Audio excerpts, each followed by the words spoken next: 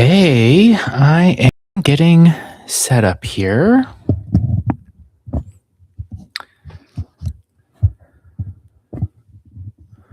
Hi, folks. It's Will from the Hermit's Lantern Tarot.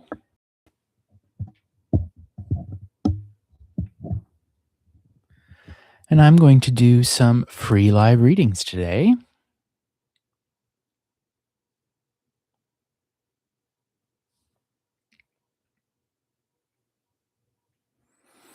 And if you would be interested in receiving a free reading, I encourage you to take a look at the video description or the pinned message in the chat.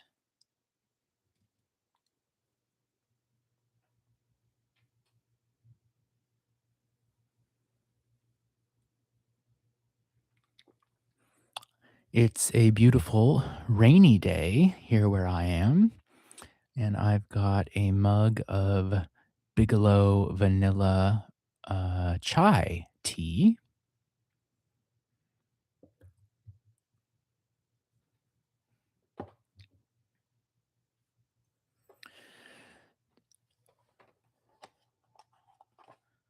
Today, I'm going to use the CBD, that's Conver Bendove Tarot de Marseille deck, published by US Game Systems.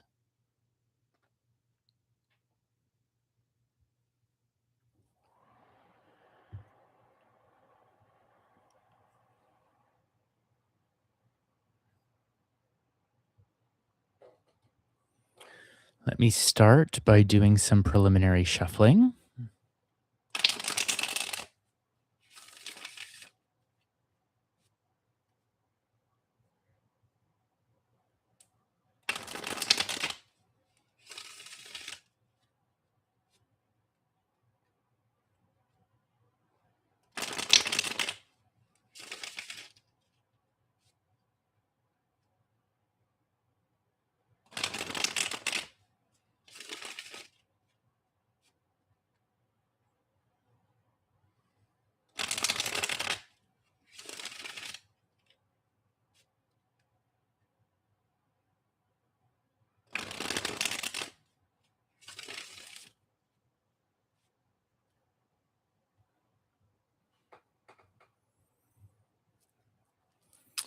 All right. And for those of you who are located in the United States, today is President's Day, I believe, if I'm remembering my holidays correctly.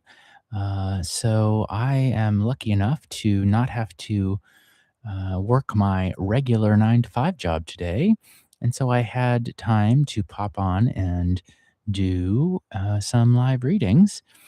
I'm not sure because of the long holiday weekend here in the States, how many folks will be interested or available to join us today. But I thought as long as I had the opportunity, I should make use of it. So that's what I'm going to do.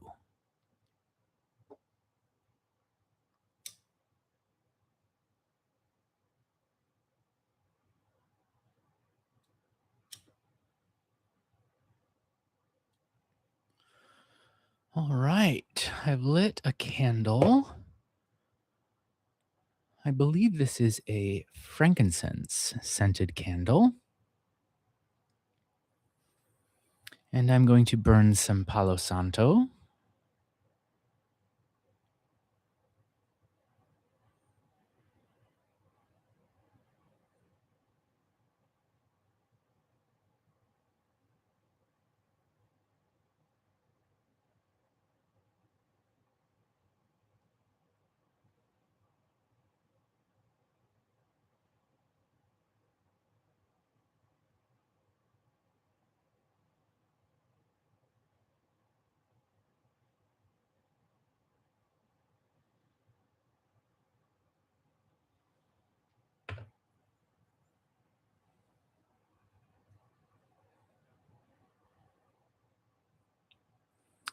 And hello, Nanda Kishore. Welcome. I will add you to the list in just a moment.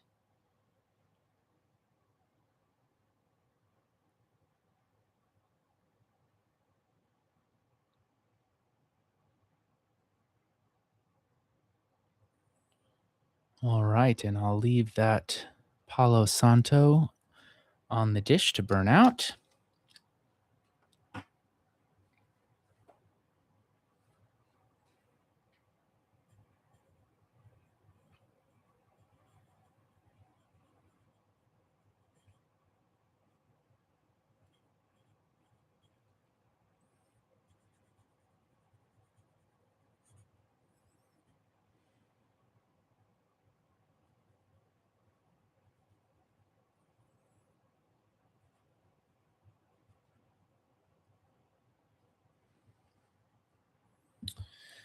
Okay.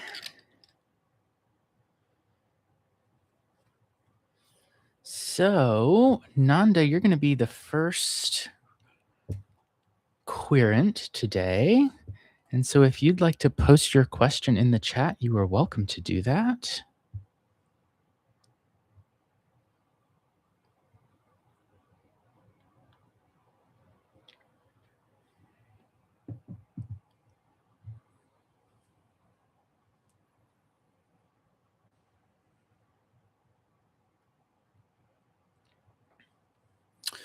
All right. And so, Nanda's question is, will Nanda and Sumya get into a physical relationship? All right, I can read for that. And welcome to anyone who might be joining. I'm Will of the Hermit's Lantern Tarot.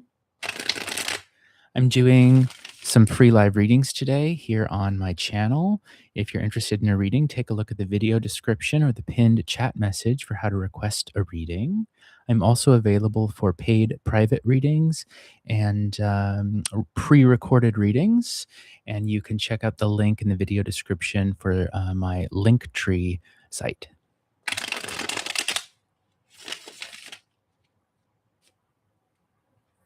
Hi, Sunshine. Hi, Sanja.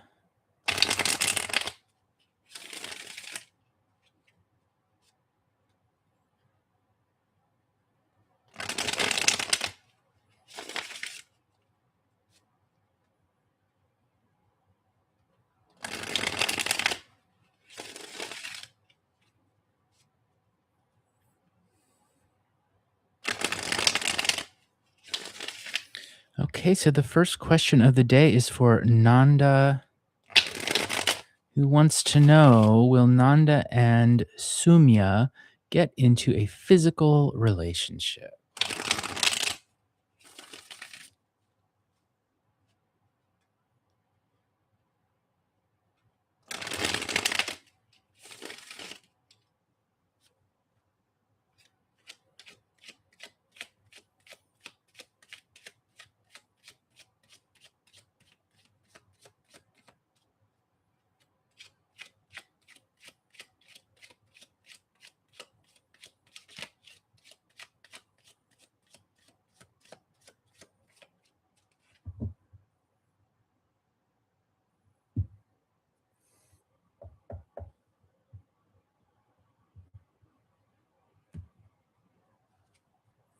Okay, so we'll lay down 3 cards to answer Nanda's question.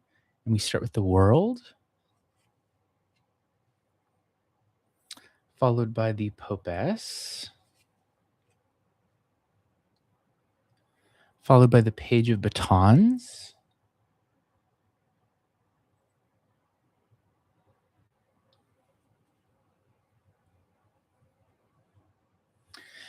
okay, so some interesting things here to note.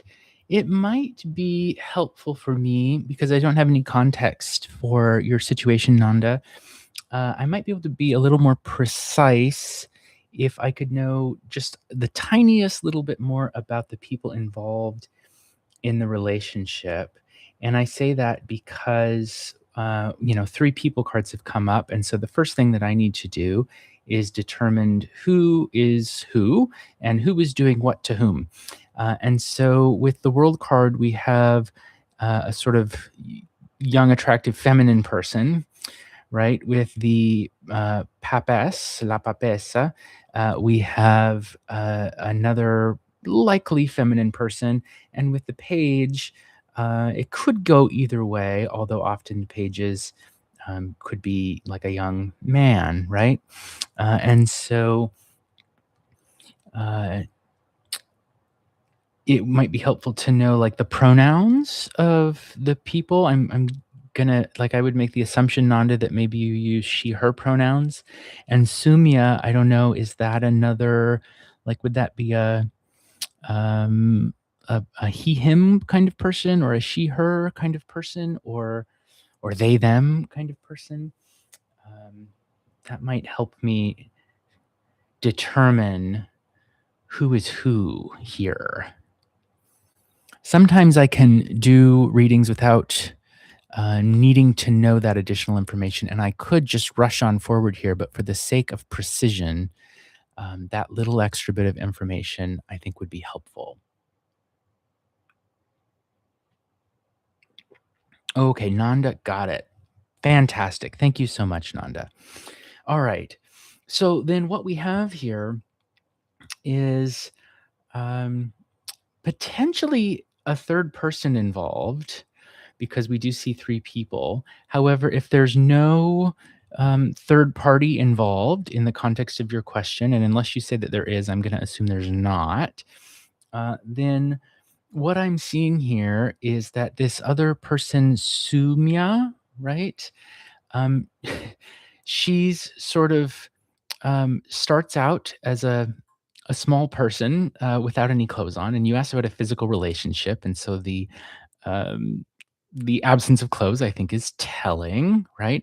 But then she puts her clothes on, right? That's how I would read this, is that instead of sort of dancing around nude, so to speak, she sits down and covers herself very completely so that we can only see her face and her hands, right? And then there's a young man who then I would likely read as you, Nanda, who has his back to her and is holding a baton, right? And here I would read this as a symbol of his virility, so to speak, right? But they have their backs to one another. And so my initial answer to your question of will these two people be in a physical relationship is I don't think so. What I am going to do is look at the surprise card, which is at the bottom of the deck, and see if that might give any other nuance or another valence to this reading. But the initial suggestion from the cards is that I think it looks not super likely, right? So let's look at that surprise card at the bottom of the deck.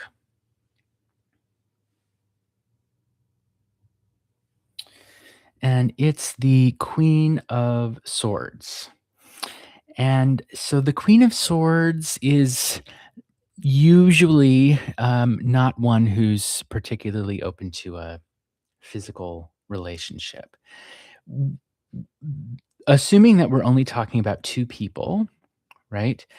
Um, this person, Sumya, seems to sort of as you sort of offer your baton, so to speak, she looks at it and says, "Nope," and, like, cuts at it with a sword, so to speak, right?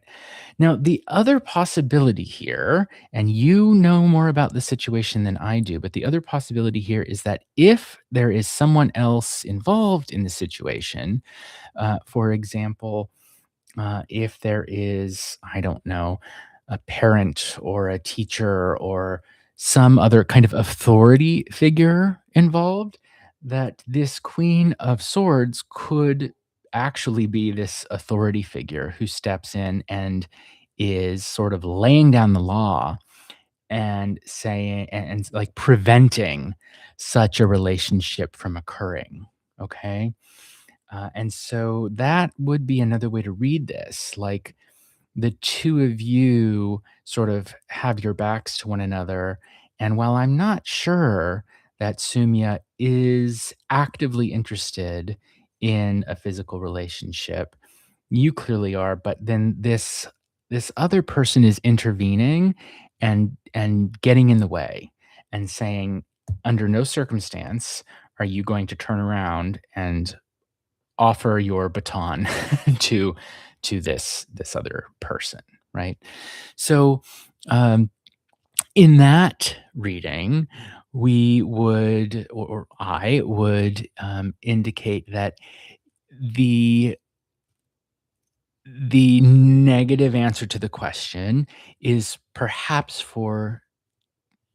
has to do with the context or the circumstance in which you find yourselves, right? Because it's suggesting to me that Sumya is maybe denying any possible physical relationship because Sumya knows that this third party totally does not approve of it, right? It's like she's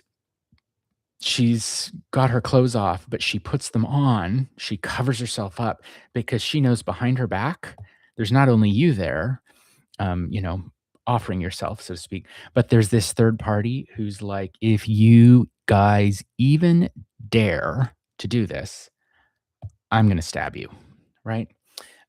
Metaphorically speaking, of course, we're often speaking in metaphors, especially with the cards here. And so this suggests to me, under the current circumstances, with the current conditions of this third party being involved, no, right? And then I would just go on to add, as I say with all of my readings, and if I don't say it, I mean it, which is that all the things that the cards show us are subject to change, right? And so, under the current circumstances and the current path, the way things are currently set up, it looks like the answer to your question is no. But if things were to change, if circumstances changed, if this Queen of Swords third party person were no longer around or changed their mind, then I would be able to give you a different answer at a different date. But right now, it looks like there is reason to think it's complicated and unlikely as long as the Queen of Swords is in the picture watching over everything from the wings.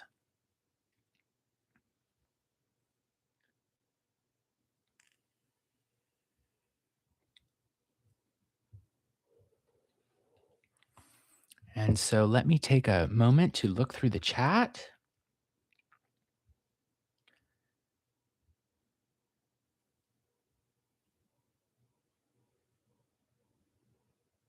Okay, Sunshine, I'm going to add you to the bottom of the list.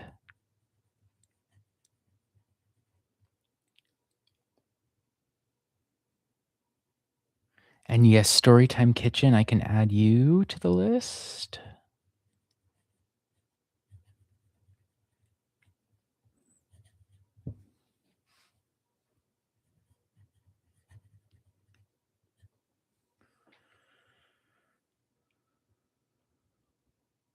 And Starry Night, I'm adding you to the bottom of the list.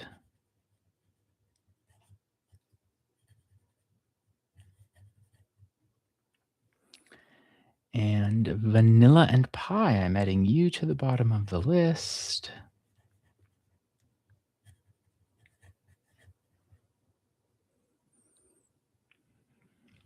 All right. Thanks for the compliment on my handwriting. I appreciate that. So, you asked, what if it's a secret and the third party doesn't know? Great question.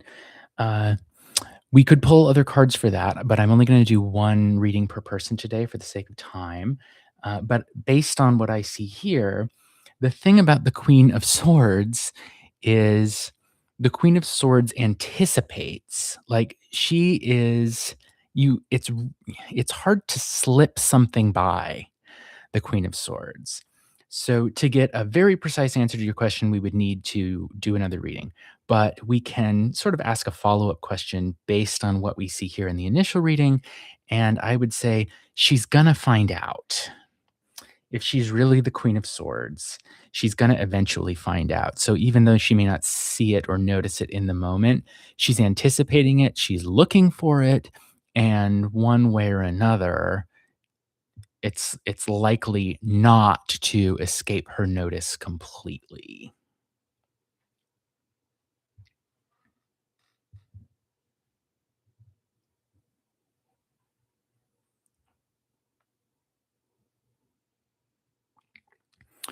All right.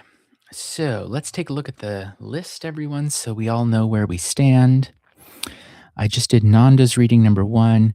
Next up, we'll have Sunshine, followed by Storytime Kitchen, Starry Night, and Vanilla and Pie.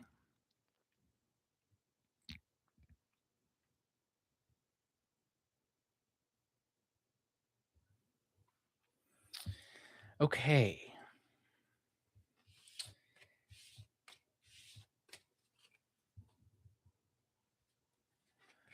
And welcome to anyone who might be joining. I'm Will from the Hermit's Lantern Tarot doing some free live readings today. I'm also available for paid private readings, and you can check out my link tree in the description of the video for more information about that.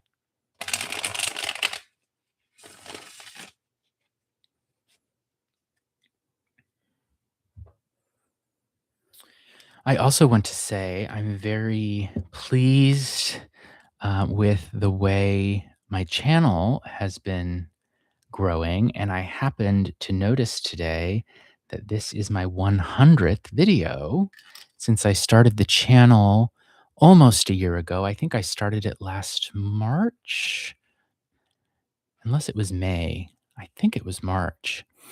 And today is it's not my 100th live stream, but if you count all of the videos I've uploaded to YouTube for this channel, the the live streams, the deck reviews, the pick a card readings, the unboxings, all of that. This is my 100th video.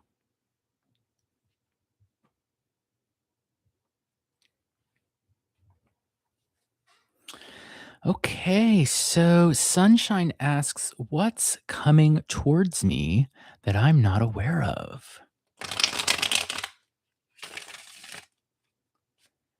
So let me do some shuffling there.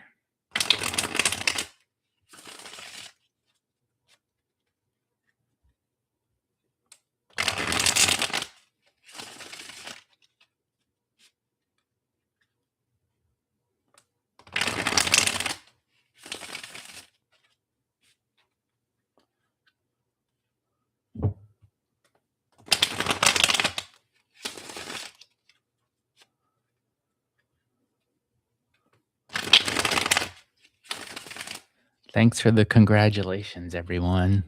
I'm happy with it.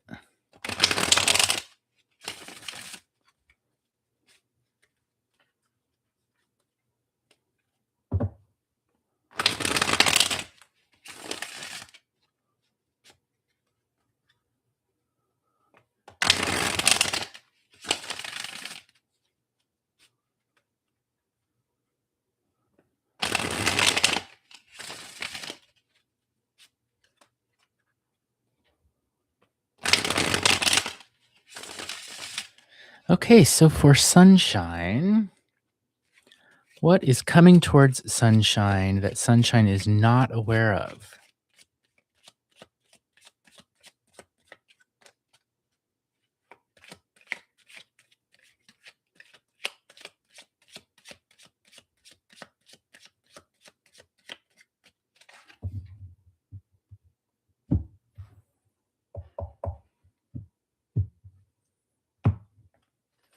Okay, here we go.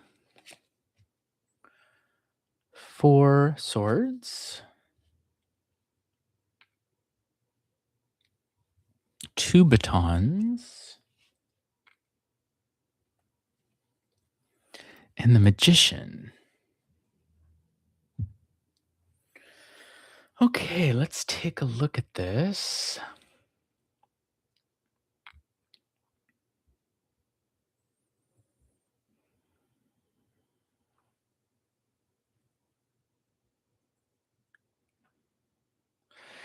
Well,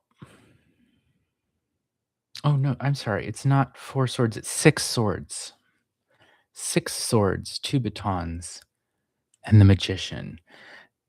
Given the question you asked about something that's coming towards you that you're not aware of and seeing the Magician here, the Magician can be tricky, right? Can do some tricky things. So I'm instantly thinking about somebody who might be trying to do something under the table, so to speak, right? So, is there any possibility in the context of your life that someone might back out of helping you with something? Like someone who has made an agreement, like a handshake, not necessarily literally, but like agreed to cooperate with you in some way, um, but maybe isn't being completely above board about what that's going to look like. Because with the 6 of swords, we see this pretty flower surrounded by all the swords, as though, like, there's something that you're trying to grow or something that you're trying to accomplish, and you're having to impose a lot of order on it in order for it to get it to flourish, so to speak, but maybe you need some assistance in some way. Uh, but the magician person, maybe they've agreed to lend a hand, but are they actually going to do what they say? So that's the first thing that comes to mind. The other thing I notice, ooh, 2 things. Just a minute. Hmm. I'm looking at the way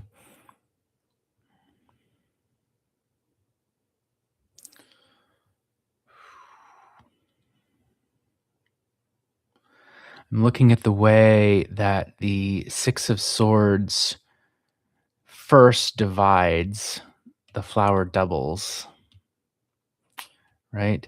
But then there's this tiny little detail in the bottom, right there at the tip of my index finger, this tiny little detail in the magician card of the Marseille Tarot, or at least of this, this deck is based on the Nicholas Conver deck of 1760.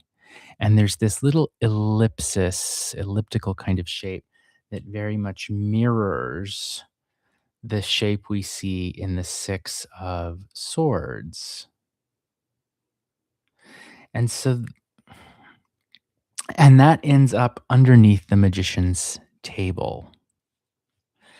And so what seems to be happening is that, um, someone is hiding the difficult path they're on, or the painful path they're on, or the troubled path they're on. They're shrinking it down and hiding it so that it can't be seen without some pretty extensive investigating. You'd need to, like, flip the table over, right? Um, you'd need to clear a lot of other things out of the way to see that this person's pain or trouble, or the fact that they're going the wrong way, or that they're backtracking, they're not showing you that. So that why are they doing that? And it has to do with the 2 of batons. It's as though they're showing you one thing, but it's actually something else. So I think there's someone out there who's, like you asked, "What's coming towards you that you don't know?" And I think it's that there's someone who's having a harder time than they're letting on. Like, they're making it look like they're very capable, they're making it look like they've got it all figured out. Maybe they're very busy, given the number of items on the magician's table, but they're underneath it all, they maybe are going the wrong way. I always think of going down the wrong path with the Six of Swords. And if it's not the wrong path, it's certainly a very difficult one. And even as they're hiding this trouble, they're sort of making it look like everything's okay when everything's not. What they seem to be paying attention to is, their 2 batons, and so with the 2 batons, it could be, as I was reading it earlier, it could be cooperating with someone else, right? Like working together to do something. It can also mean competition, because traditionally, these are polo batons, like, that you would use in the sport, the game of polo, to sort of have a friendly kind of competition, right? Um and so it could be that, they're competing in life or they're working together with others in life. But it's about the way they're sort of expending their energy. And the other thing I'd add is that they're perhaps not able to get as much done as they might like, because two isn't very many, right? Because they're doing so much to hide the troubles that they're going through. So, um, and this could be you. It's possible that what's coming towards you that you don't know is that um, if you find that you're not getting as much done as you might like to get done, it could be because there are some things under the surface that are troubling you that maybe you're tricking yourself about, right? If it's not you, I would suggest it's someone close to you, and that you would be able to help this person, right? If you're able to recognize what they don't want to show you, which is that the road they are walking is a very difficult one.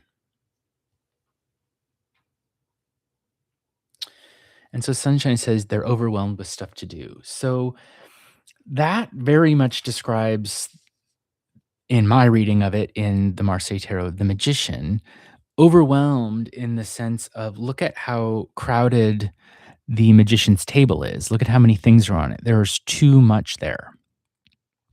A green cup, a red cup, a dagger, coins, dice, a purse, um, whatever this funny looking thing is, right? So like there's way too much going on, and that's on the surface, right? Everybody can see all of that. But then under it, there's this funny little thing that doesn't really look like anything, except it almost perfectly mirrors a tiny shrunken down version of the Six of Swords. And that's where I would read this as the the painful, difficult, the troubled path is shrunken down. You make it as small as you can so nobody can see it, and then it gets hidden under your table, right? And so, and another way of reading that might be, um, are you gaining something? Are you benefiting from having so much on your table or so many things on your plate? Would be another way of saying it. Do you need to clear your table? Streamline it, right? Why are you having so many things on your table? Sometimes a person might do that to distract themselves from the painful little thing they're sort of hiding away, right? That may or may not be the case for you. So, what's coming towards you that you're not seeing? Well, it might be that you're not seeing the how do I put the trouble you're going through, the pain you're going through because you're so overwhelmed with everything else in your life. And sometimes those things we don't look at can come out in other ways, right? Um, but I think that's what it is. It's this shrinking down of the swords and hiding them away underneath where other people don't see it, right? So you might think, is there some pain you've been through that you don't want other people to see? And as long as you're keeping busy, they won't see it. And then maybe you don't have to address it either, right? At least not in that moment. But these kinds of things always come out eventually.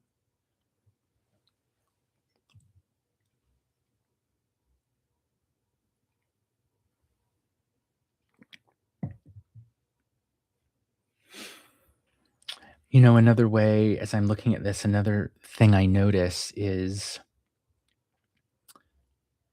the flower here.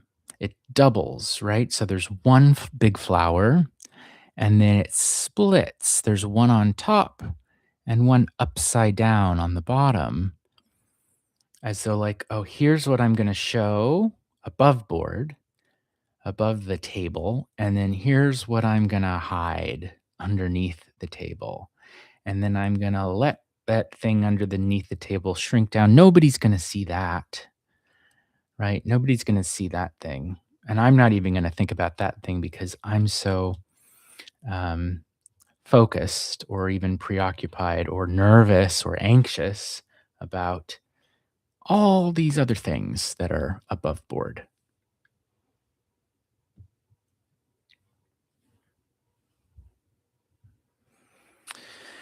So, you did phrase the question as what's coming towards you that you don't know. And I think so maybe what's coming towards you that you don't know is that um, you might be on a path in which you allow yourself, maybe for very good reasons, to stuff down something that may be unpleasant, right? And so maybe just consider, what could you do instead? Well, look at it carefully, right? Like allow yourself to the extent that you're able to look it in the face, even if it's painful, even if it's uncomfortable, even if it makes you uneasy. Um, because if you ignore it, it doesn't go away, right?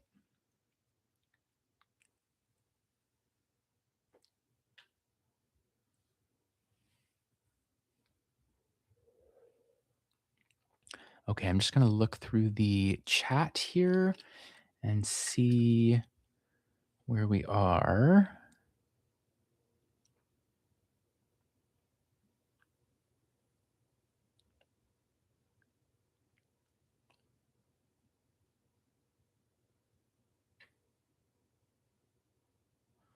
Okay, I'm going to add Stormborn to the bottom of the list.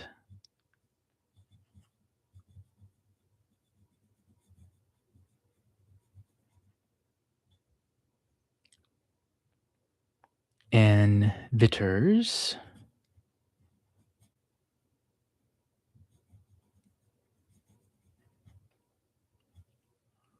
to the bottom of the list. Okay.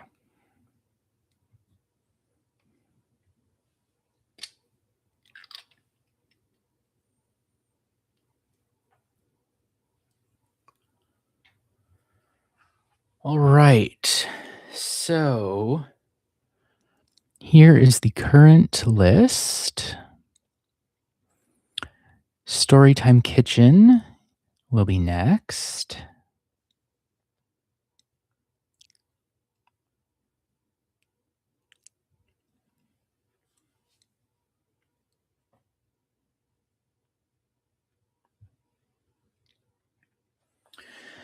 And I think, I'm a little curious.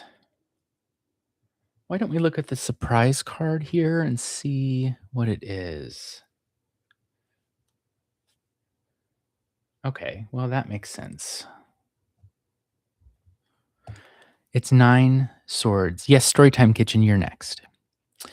So when we add the surprise card into your reading, Sunshine, we get a pretty clear picture that whatever might be troubling you, though you're trying to block it off and you're overwhelmed, you're busy, you're very capable, but as part of that, or maybe even because of it, you've had to shrink down and hide away this thing that's troubling you.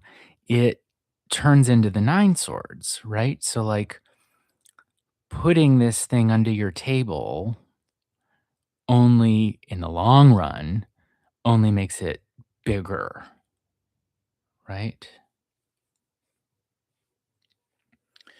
So it's pretty clear to me that whatever it is that pokes at you, that maybe you're trying not to acknowledge, what's coming that you're not recognizing is that not acknowledging it um, means it's gonna get worse, right? And so you didn't ask, "What should I do?" But if I were to advise, like, what might you do? It's like before you get here to nine swords, flip your table over and look at this thing. The thing that you don't wanna look at, the thing you don't wanna see, the thing you don't wanna think about, um, because it's only going to grow if it remains unacknowledged.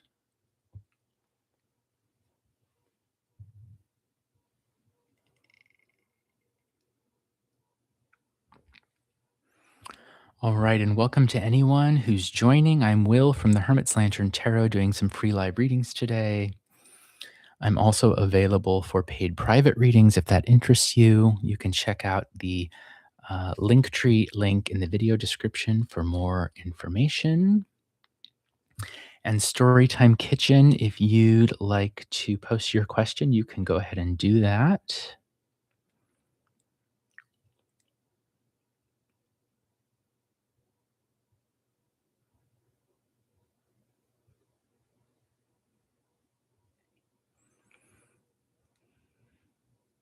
You're welcome, Sunshine. Very welcome.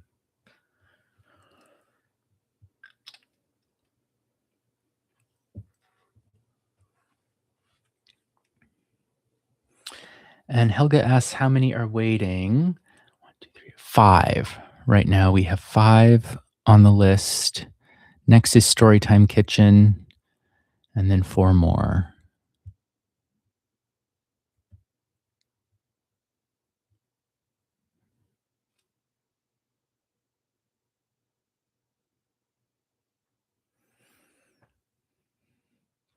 Yeah, Storytime Kitchen, I'm totally down. You can check out my the Linktree link in the video description there. You can also all of you can just email me at tarot.hermit.lantern@gmail.com. You can also find that email by clicking on the Linktree link in the video description. But I check that email. Try to check it at least once a day. So so feel free to contact me there. Okay, let's see. I'm going to add Helga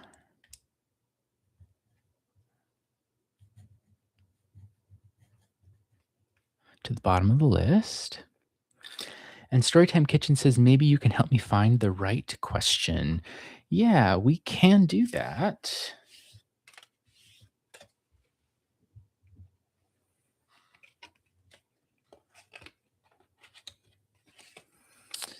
And so there's a few ways we can go about it.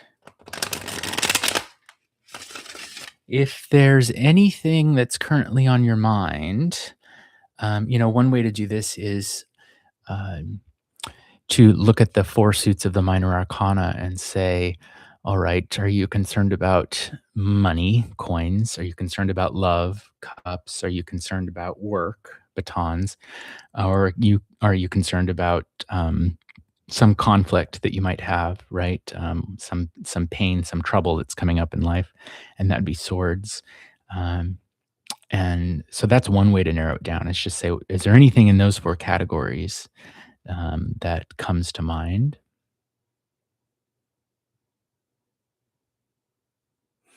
Okay, so maybe a love question. Storytime Kitchen says, I'm sitting here watching the man I love intermittently chatting with, I believe, a lady very much younger than he is. Meanwhile, he hasn't responded to my last message asking to hear his voice in response to the news that my dear friend had died. I'm so sorry. Oh no, that's terrible to hear. So, gosh, there's a lot there. We could talk about, or we could look into you and this man.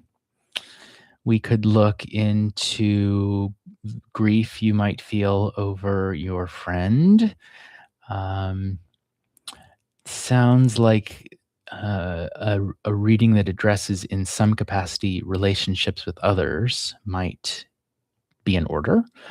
Um, yeah, cups. Yeah. Okay. So let's do that.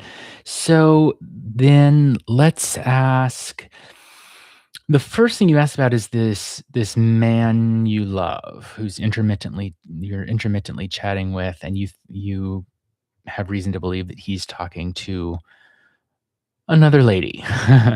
um, so we could look into that. Um, I'm so sorry about your friend. Let him rest. I like that. Let him rest. Yeah. Okay, so let's look into you and this man you love.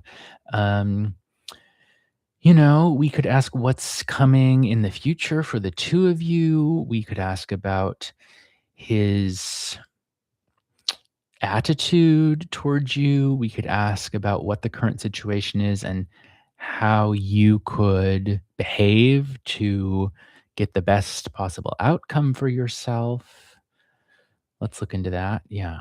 Okay, so why don't I shuffle? Why don't we do, how does this sound? Let's do a 5 card spread, and we'll do a cross.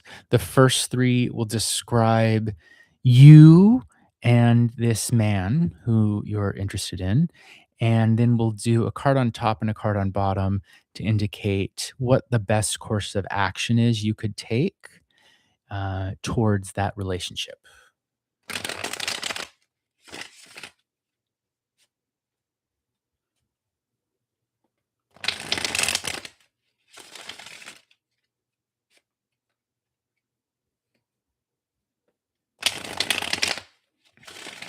Okay.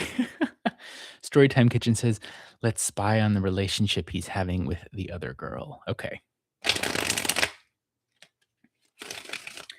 I am down for that.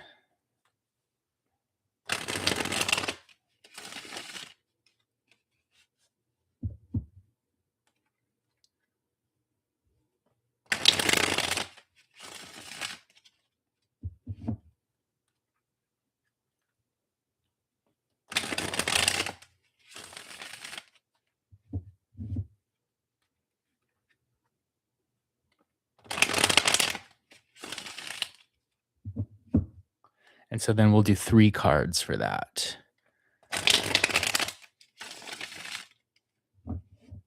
And then maybe we'll look at Maybe we'll add another surprise depending.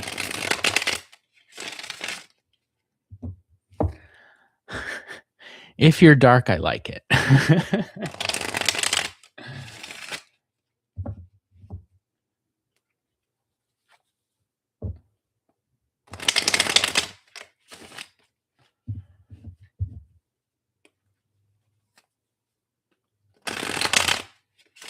All right, here we go. Ooh.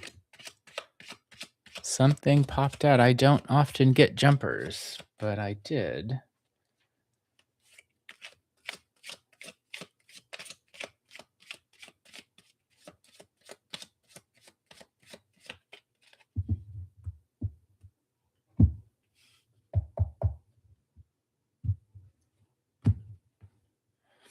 Okay. Hanged Man. Ooh.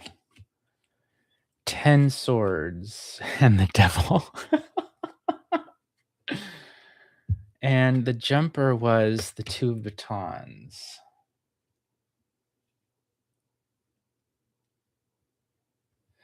Okay, so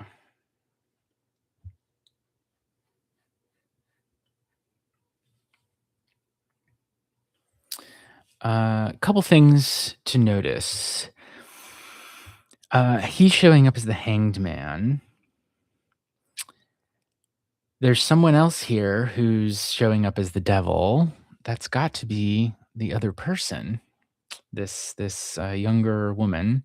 In between them are 10 swords. And off in the margins, we've got the 2 of batons.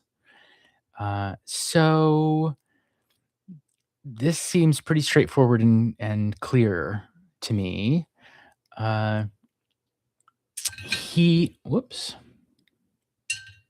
He feels like he has no power here. Like, he is infatuated with this other person. He feels like he didn't choose to be attracted or interested in this other person. There's nothing he feels he can do about it. He's at a loss for how to act. He's enchanted, he's enthralled, he's possessed, that kind of thing, right? And it's not a particularly pleasant experience. It's fast, it's cutting, it's volatile. With all of these swords in between, it's almost like he feels wounded by it. Uh, and given that it's 10 swords, it's like, I wouldn't be surprised if there was a lot of, um, not necessarily aggression, but like fighting, um, conflict between the 2 of them, right? Uh, to the point where it's like, um, at an extreme intensity, right? 10 being the highest number in the deck, right, for the minor arcana. That, coupled with seeing the 2 of batons over here, the 2 of batons can indicate, like a crossroads, right? If you look at the way that it looks like, here's one road going one way and another road going the other way, and so I might think here that it's about these 2 people's lives cross, but not for a long period of time, right? Like, their lives intersect, but then they both go their separate ways, right? Like, here he is going and there she is going, and they meet, they intersect, they come together, but then they keep going on the path that they were going on before. And so with the 2 of batons falling out here of the deck, that seems like a suggestion to me that this is more like a fling, that this is a short-term kind of thing. It will happen quickly. It will be a fast thing. Although I don't think he is the one who will call it off. because he seems to have no agency here. He's hanging around. She's strung him up by his heels, so to speak, right? And if anyone here has the power, it's the devil, right? The power to bind others um, to their will, right? To get them to do things or not do things, as it might be. So that's what I'd see here. I think that it's likely she's popped into his life.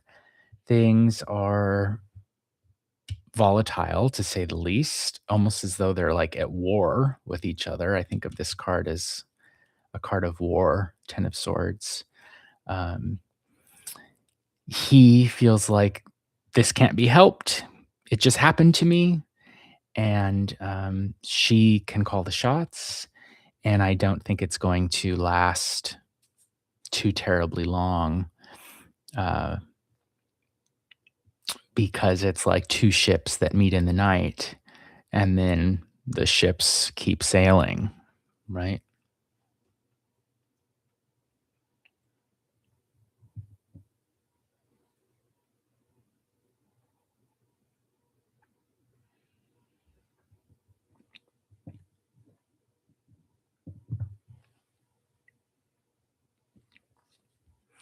You said you've got the Ten of Swords before when you asked about him. Queen of Swords, Ten of Swords, Queen of Cups. Yeah. Ah. So let me I don't know how to ask this because well, I do know how to ask it. I guess I'm just timid. Because I always feel a little weird. Like we're on the internet, we don't know each other. We have like this is kind of a weird relationship, but um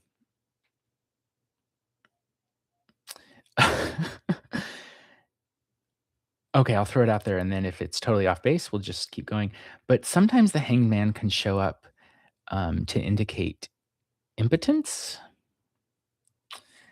Uh I don't know if that could play into it at all, but like um how else do we say it? Erectile dysfunction, right? Um I don't know if that would play into it at all, but this card can mean that, right? Like the guy just kind of hangs there, so to speak. Um, it could also, you say in the chat that there could be a dom sub thing going on.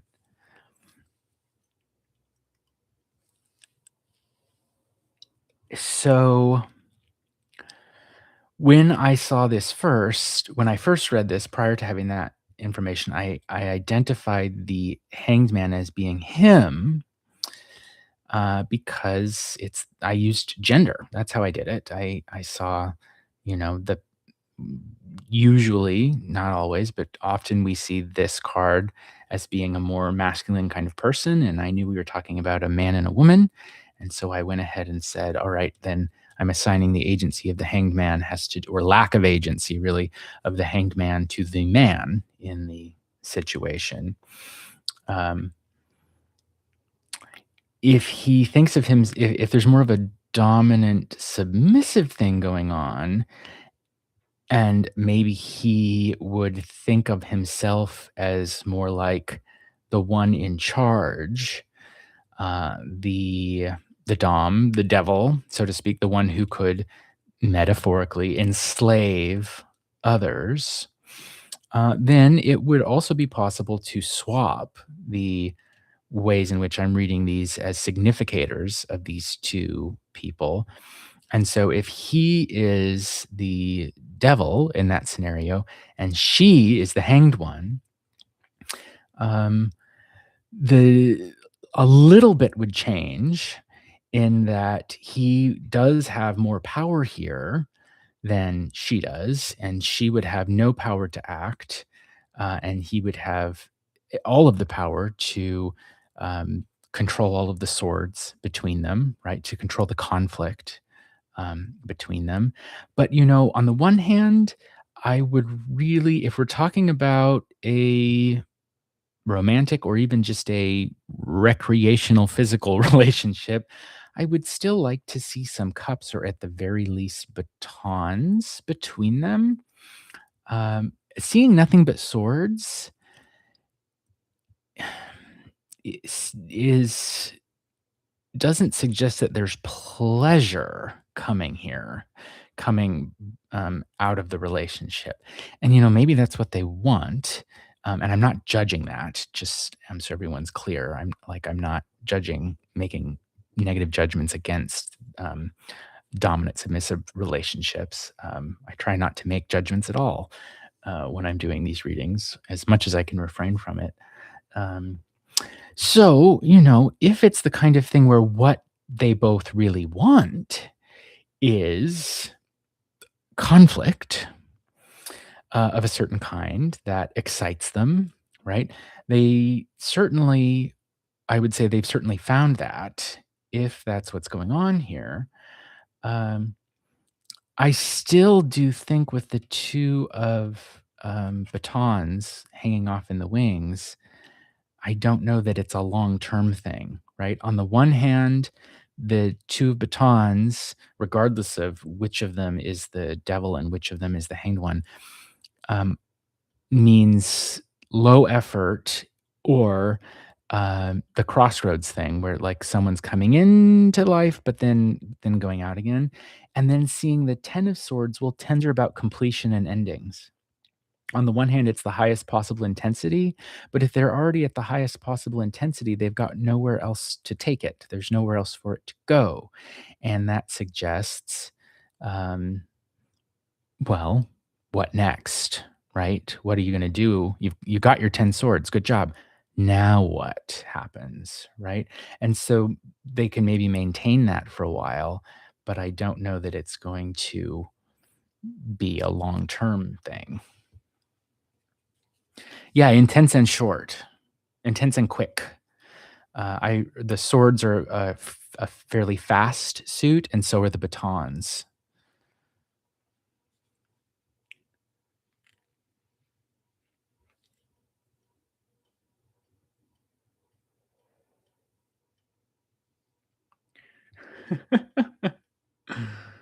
Uh, I'm just looking at your chats.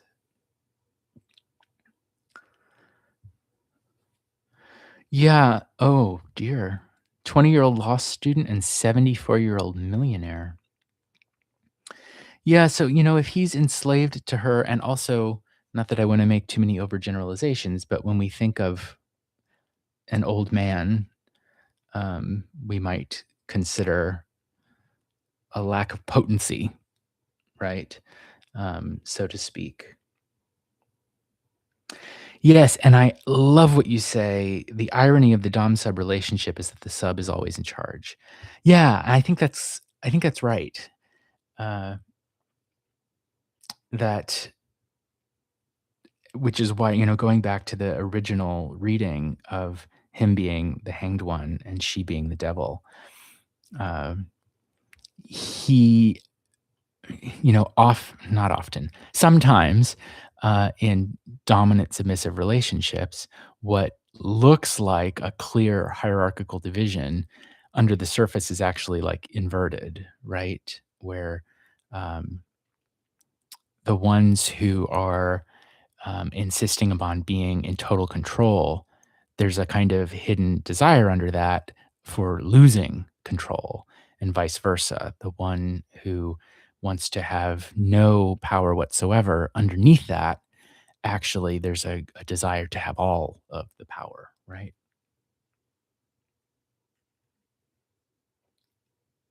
I have seen Labyrinth, but it's been a really long time. Just love me, fear me, do as I say, and I will be your slave. Right. Yes. Yes. Very much that. Right? I'll be the slave, the submissive, um, only on the condition that actually I'm in total control. Yeah, I think it's that. And so I think what's going on between them will be fast, will be volatile, full of conflict, and I think their paths will cross and then uncross.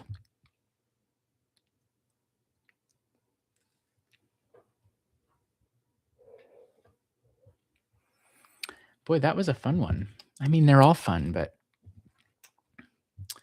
getting into the details here, and I'm always, I think one of the challenges or puzzles that tarot uh, presents to us is to determine who is whom, who like which person is this and which person is that, and who has the power to act and who doesn't, and so on. And then I'm just always consistently shocked at the way in which the cards that come up apply, like, make perfect sense in the context of the question. You see the Hanged One and the Devil, and we're talking about a dominant submissive relationship. Well, there you go.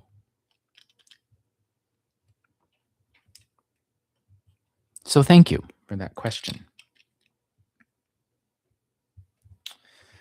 All right, let's take a look at our list.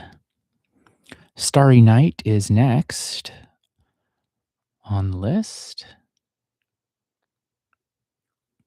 And we've got the question, what is JP, the Aries, hiding? Okay.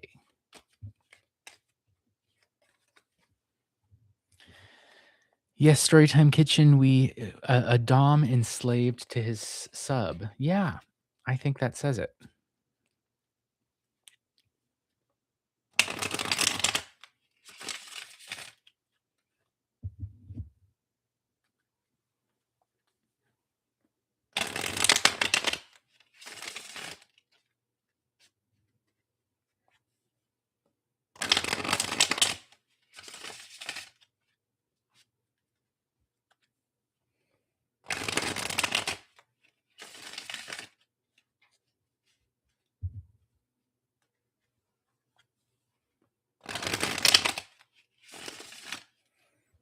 Okay, I'm gonna add Cat Goddess to the list because I think I might have missed that earlier.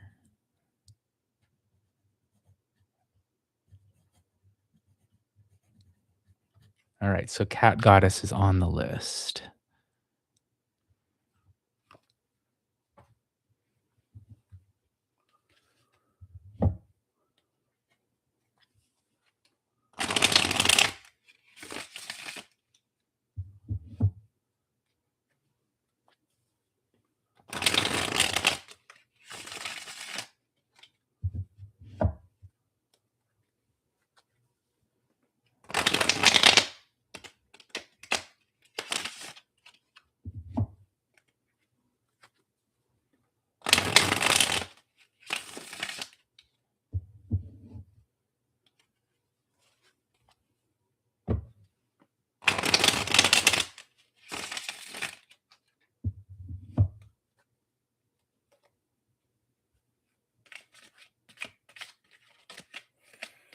All right, so for Starry Night, what is JP hiding?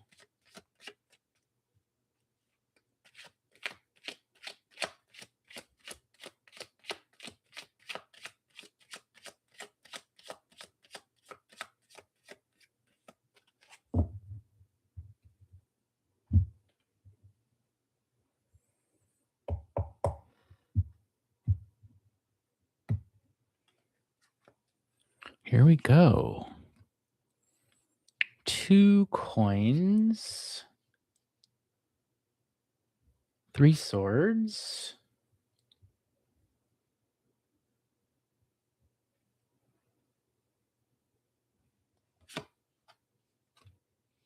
6 cups.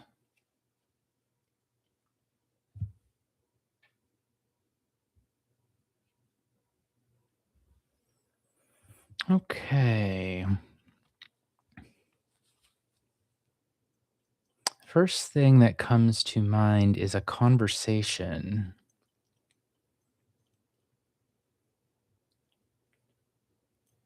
Let me just look at these a moment.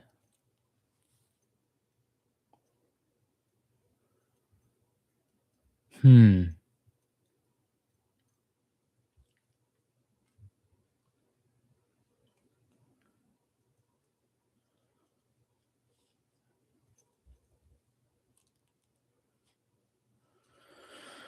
So, with the two coins, I think of two people coming together to exchange ideas, talk, words, right, with one another. Could this person be hiding some conversation, some interaction, valuable interaction they've had with somebody, and the conversation leads to imposing some order that finally puts them on a very pleasant path.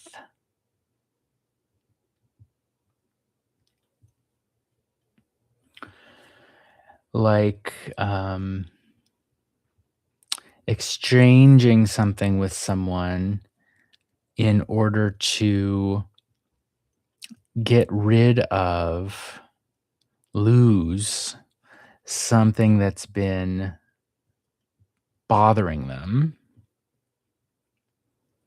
and that opens things up so that, so that this person can, um, take steps towards something that they desire.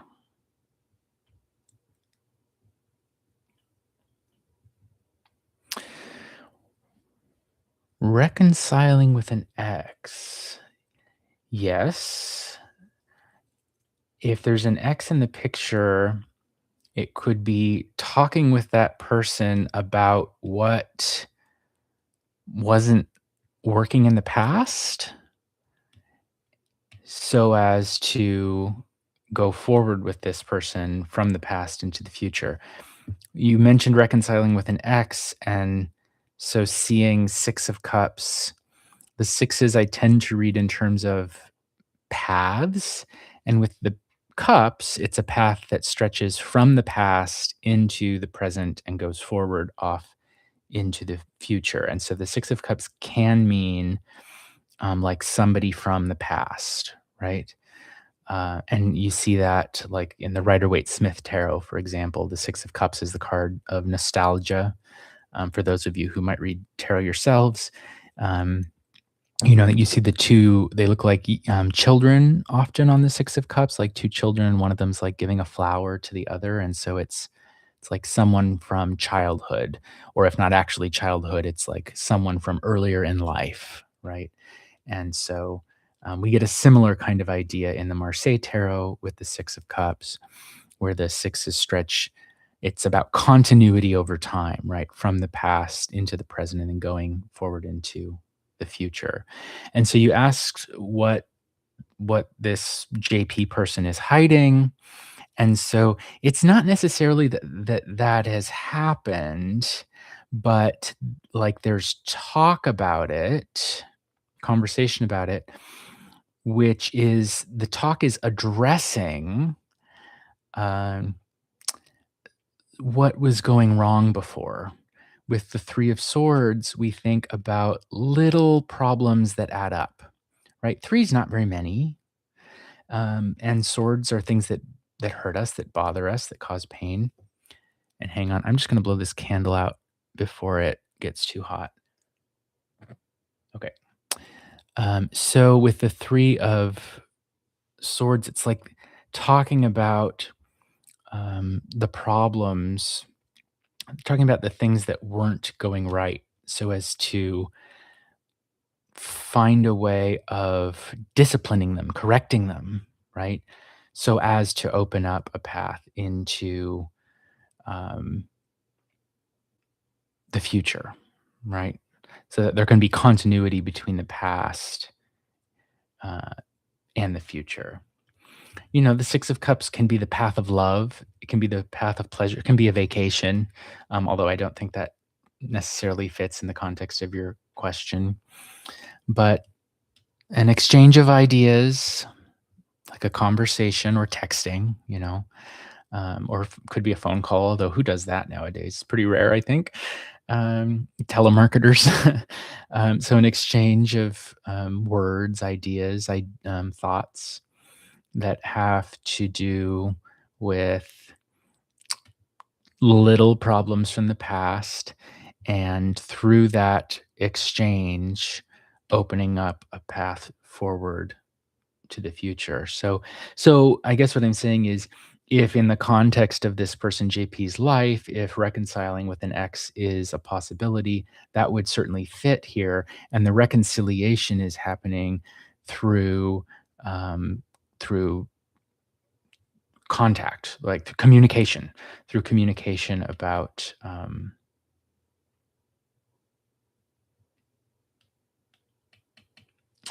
little annoyances that they each had with one another, right? If you don't know if like that may or may not be true, it could also just like it, because again, it's not necessarily that they are getting back together. If there's another person, a third party involved, but you asked specifically like what they're hiding, and so I'd say they're hiding some interaction that they're having with someone they wouldn't want you to know about. Otherwise, why would they hide it, right?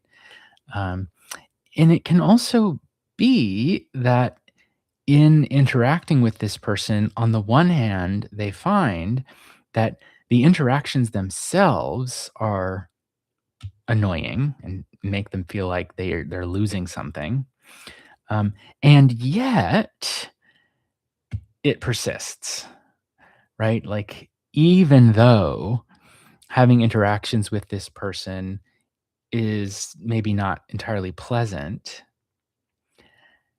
if we just look at the numerical values, which indicate intensity for each of the suits here, more than anything, we have cups, right? 2, 3, 6. More than anything, there's a conversation about something that hurts, and the most intense thing here that's being kept has to do with a relationship, has to do with our cup suits, the way this person is feeling, um, a relationship with someone else, something having to do with the heart. With cups, we think of hearts, right? And so, we all hide something from somebody, even from ourselves, I think. Uh, and so, if you're asking, like, what is this person hiding? It's an exchange of thoughts that have to do with something that kind of hurts them, and yet something which persists, something which has a continuity over time.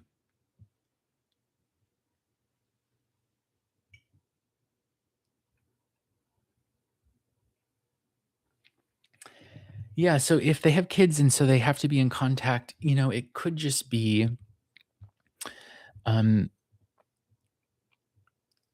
it could be that this person is hiding, and I use that word because that's the word that you used in the question, right? Hiding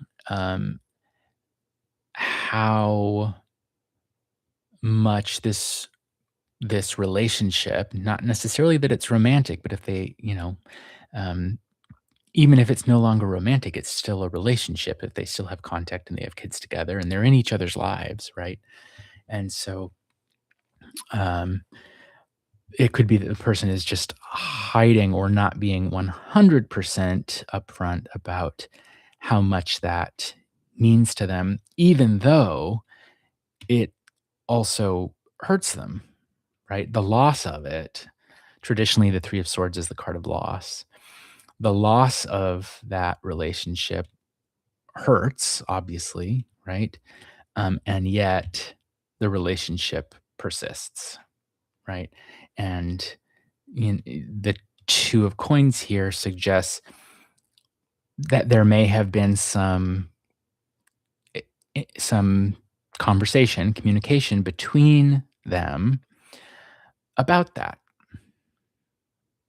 right? About like what went wrong, what did we lose when we ended our relationship? Um, you know, we ended our romantic relationship, even though the relationship still exists. And not for purely practical reasons. Like, obviously, they have kids. So, of course, for practical reasons.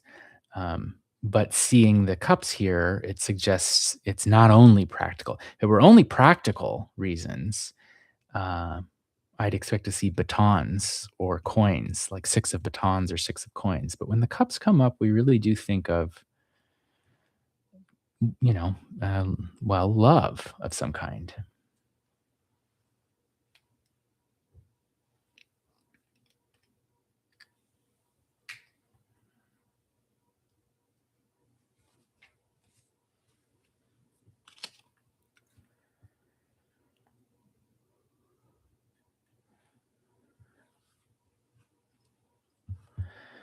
Okay, so let's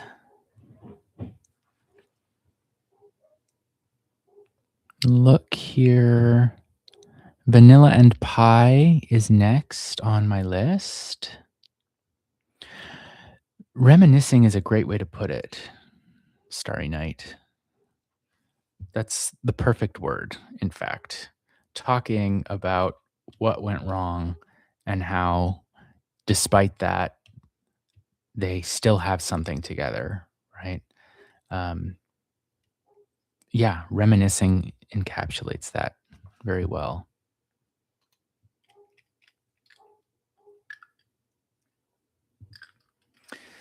Okay, so Vanilla and Pie has their question in the chat here. You're welcome, Starry Night. And Vanilla and Pie says, "What's good coming my partner and I way this year with the bond we have? Thank you." Okay. Oh,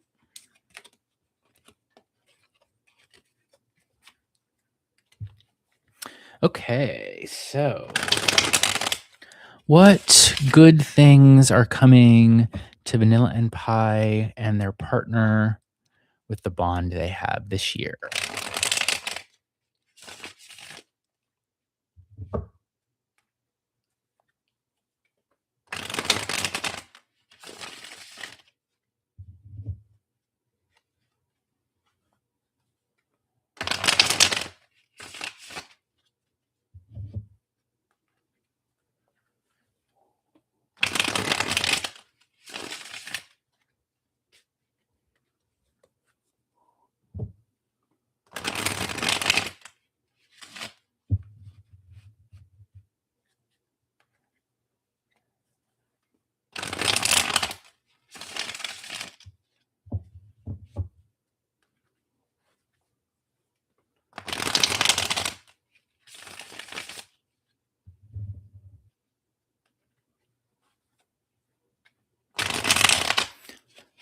And welcome to anyone who might be joining. I'm Will from the Hermit's Lantern Tarot, doing some free live readings today.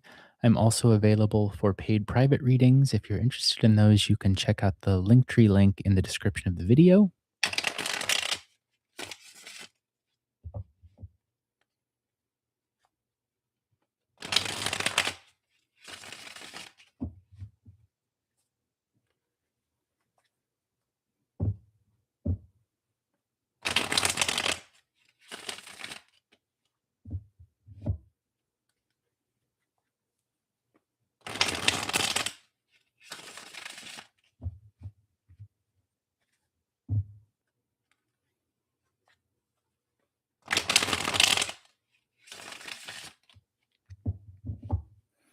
All right, so Vanilla and Pie. What good things are coming to my partner and I this year with the bond we have?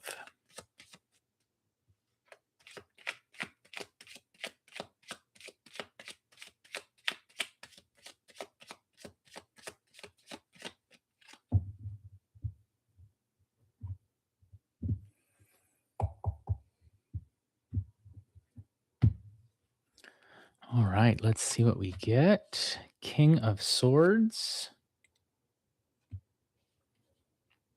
8 coins, and Death. All right, let me look at these.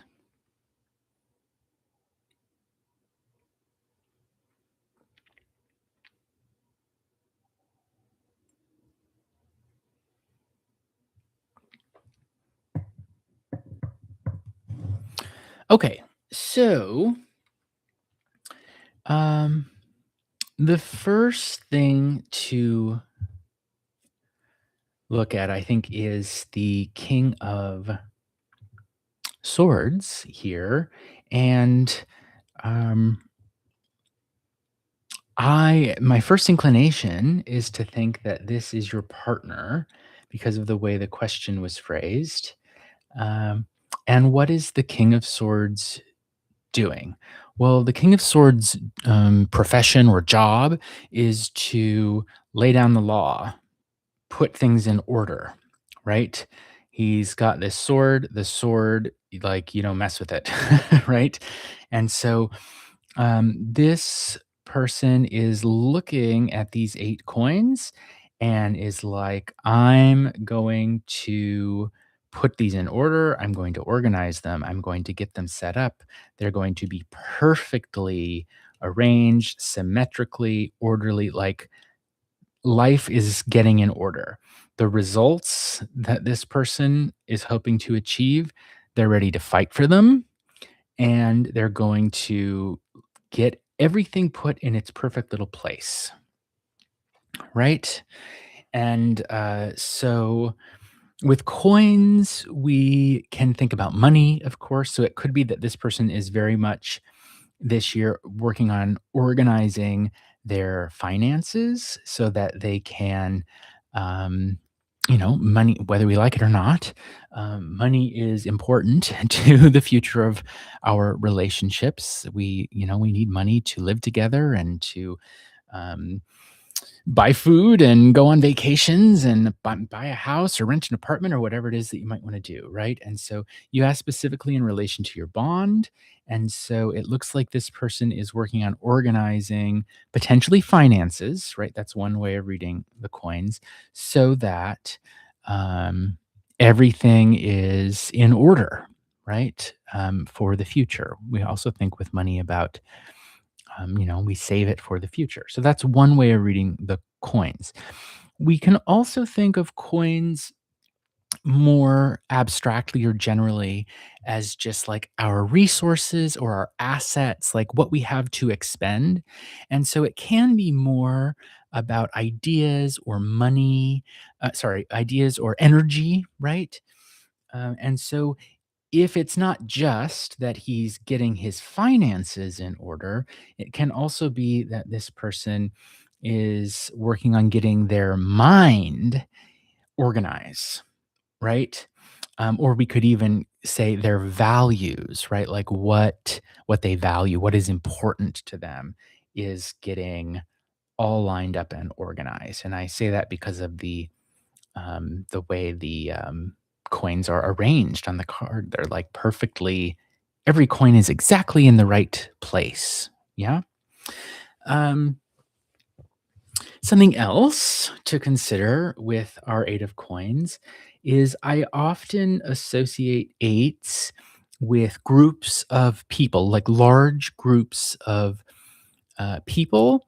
And so, um, one way of thinking about this is if the 8 of coins has to do with valuing what everybody else values or investing in what everybody else is investing in or thinking in the same way that everybody else thinks, then what this person is doing is raising a sword to that and is saying, I'm not going to think like everybody else. I'm not going to invest like everybody else. I'm not going to value what everybody else values. And so that I think brings us to the death card in the reading, where what happens to the coins is I would read this as the king cuts them all away and lays them bare as though to say, um, let's get down to the bare bones of this. Let's get down to the structure, to the skeleton of things, so that we can really see what's down there, what's underneath it all, instead of what everybody else says it's supposed to be like, right? Or what we're supposed to think is important. These are pretty and shiny and yellow. And he's like, wait a minute. Let's chop that away. Let's forget completely about what the rest of the world says we should think and do and invest in and value and all of that. Let's get down to the bare bones of it, kill it, so to speak, right? Because then maybe we can harvest something that matters to the two of us as opposed to what matters to everybody else, right? And so I can think of all kinds of examples of what that could mean, but like here's one that I'm just making up. Like maybe everybody's like, "Oh, you should buy a house in town. You should get the buy the new house in the new development that's going up." And maybe you're even saving up and like organizing your life so that that's a possibility.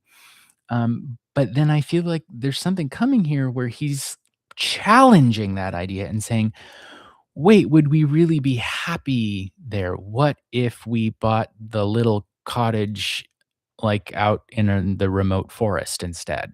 Because it costs less money and it's away from people we don't like and we'd be happier there, right? So, that's just kind of a silly example, um, but that's the kind of thing I'm thinking about where he's like putting things in order, but then also is prepared to cut everything down to get underneath to like what is really there, right? Like what are the bare bones of this? Um, so that was a lot. Let me look at the chat.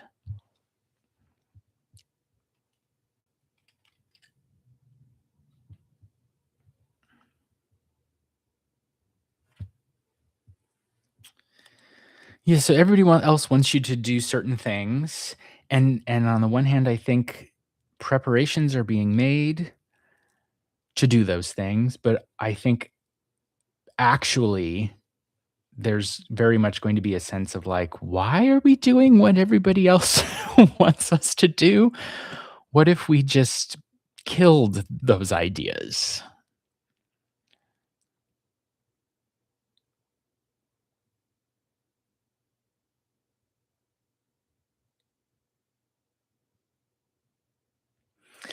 Yeah, so families getting too involved in your relationship. They want you to be close to them, and you're saying, "No, you're gonna meet them in the middle." Yeah, and so, another way of looking at this is it's like this person who I've been reading as your partner, he's his sword is gonna turn into a big scythe, and he's sort of gonna stand up to them and, like, chop their heads off, right? And say, "No." This is very much a card that says no, right? Like, put an end to it. Uh, so that I think that bodes well for you, right? Uh, I think context is king with the tarot and or queen, depending on how you're looking at it. And and so, like the death card isn't a quote unquote bad card. There are no bad cards or good cards for that matter, not inherently, anyways. Although, in specific contexts and questions, we can certainly say there are some cards we would rather see than others. But seeing the death card here is not, given your question, I don't think is any cause for worry. If anything, I think it's like he's ready to stand up um, to other people's values and murder them. The values, murder other people's values um, for the sake of your bond.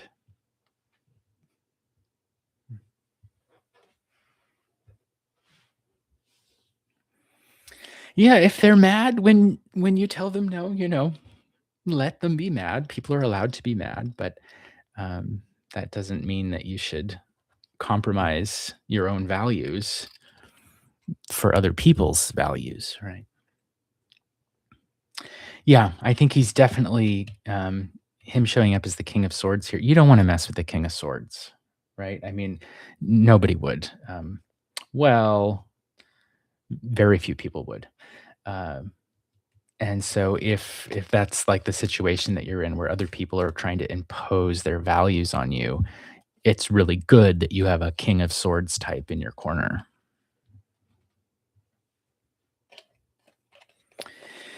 Okay, so next up on my list, I have Stormborn. Stormborn.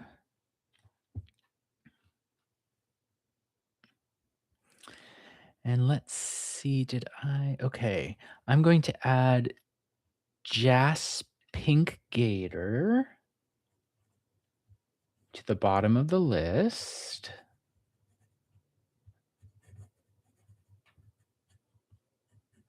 And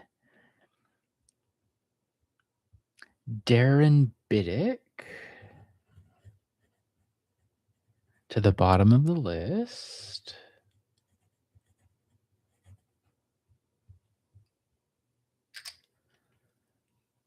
All right.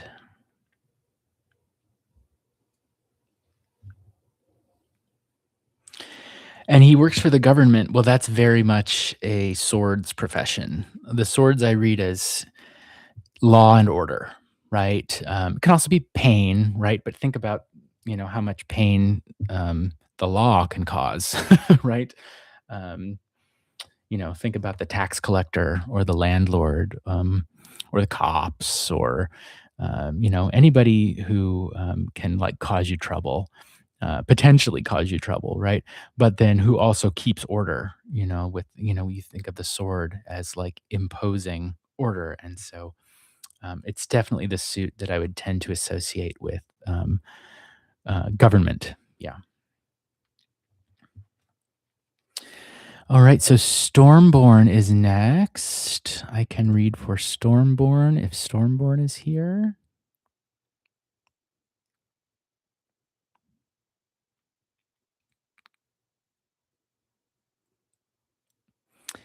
And welcome to anyone who might be joining. I'm Will from the Hermit's Lantern Tarot, doing some free live readings today on my channel. I encourage you to subscribe to the channel so that you can see when I'm scheduling lives more easily and posting new videos and things like that. I'm also available for paid private readings if you're interested in a paid private reading. And you can check out the video description for my link tree to find out how to book one of those.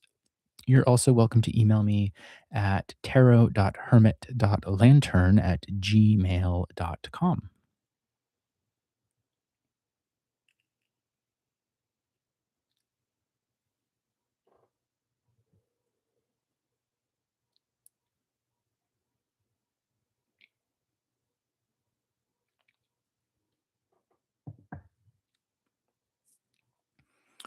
Okay, so last call for Stormborn.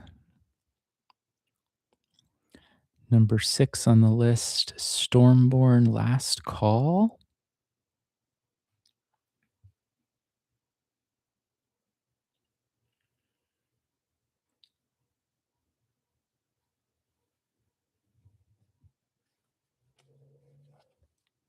And if Stormborn is not here, then Vitur's, Viturhs.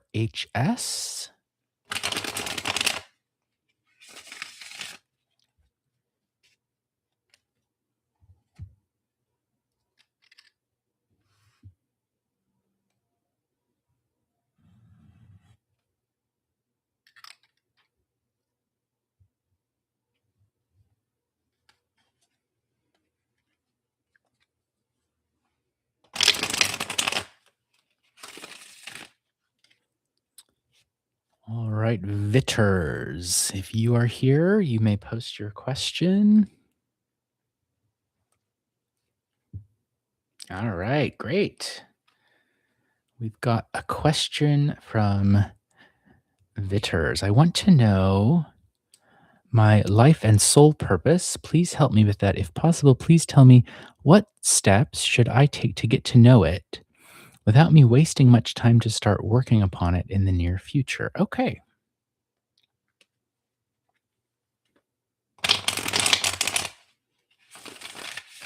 I think this is a good question for a 5 card cross spread.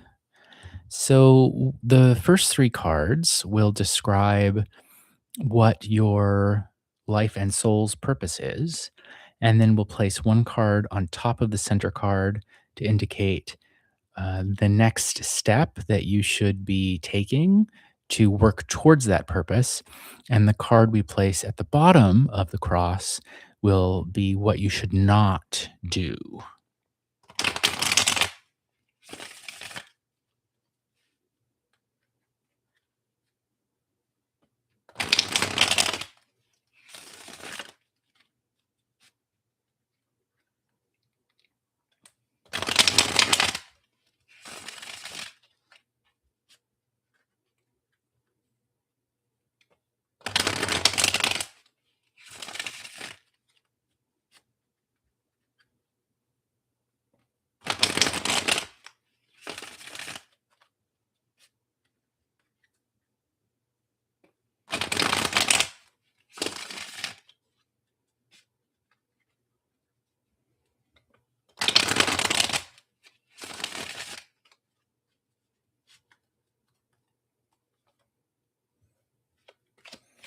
Okay, here we go.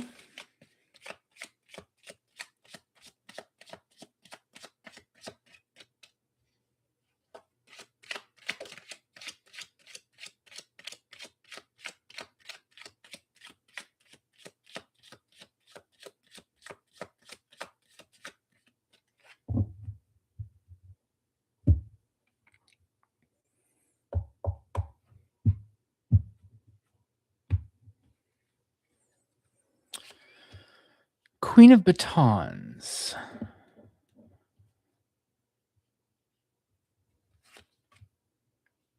Seven batons.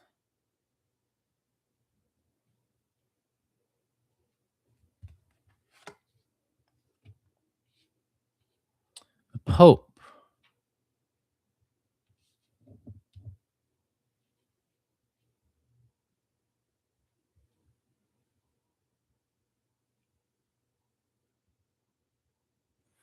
Okay. We'll add the other cards in a moment, but let's start with these. So, I'm reading you here as the Queen of Batons in the first position, and you are looking at these 7 batons, which kind of form sort of a wall, like a barrier, right? Between yourself and this Pope figure. And so while it's true that the Pope can be a institutionalized spiritual leader, it's also often shows up as like an advisor of some kind or frequently a teacher, right? And so the initial image that I get here is one in which the Queen of Batons is looking at the barriers uh, that people might have into accessing education on the one hand. You're asking about life purpose or soul's purpose. And so that's one possibility is like examining carefully the work that needs to be done regarding what's preventing people from having access to education.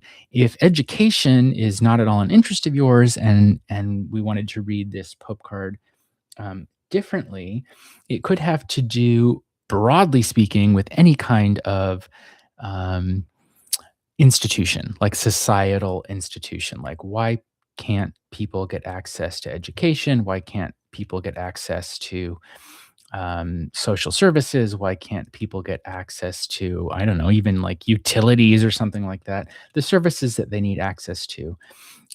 It can, as I said, also represent um, institutionalized spirituality, right? So, what are the barriers between, um, or if not barriers, then like, what is it in the way in which institutionalized spirituality, religion, I guess would be the shorter way of saying it, right? Um, for so many people, not everyone, right? But for lots of folks, especially I find often folks who are interested in things like tarot cards, um, how has the relationship between people, like the public, and institutionalized spirituality and religion, how has that relationship been built in a faulty way? And is there a way to either build it better, or is there a way to rebuild it, or um, change the way in which people relate to spirituality? If traditional organized religion is not something that works for them, how can they find a path towards spirituality if it's not through institutionalized religion? So I'm not sure if any of those things ring a bell for you, but it seems clear to me that if we're asking what is your life's purpose, your soul purpose, it has to do with examining and being prepared to work on how relationships between people. I often read the batons cards as social relationships, right? Are built in such a way that there's an obstacle, right? This center vertical baton is like an obstacle towards the Pope card, right? Towards education, institution, religion, spirituality, that kind of thing.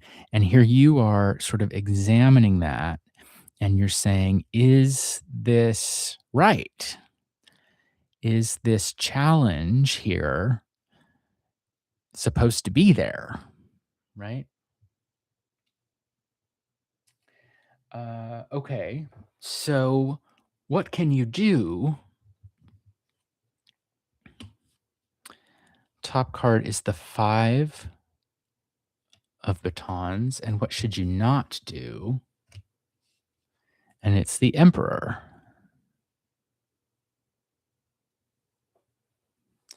And before I read those two cards, I want to look at the surprise card at the bottom of the deck.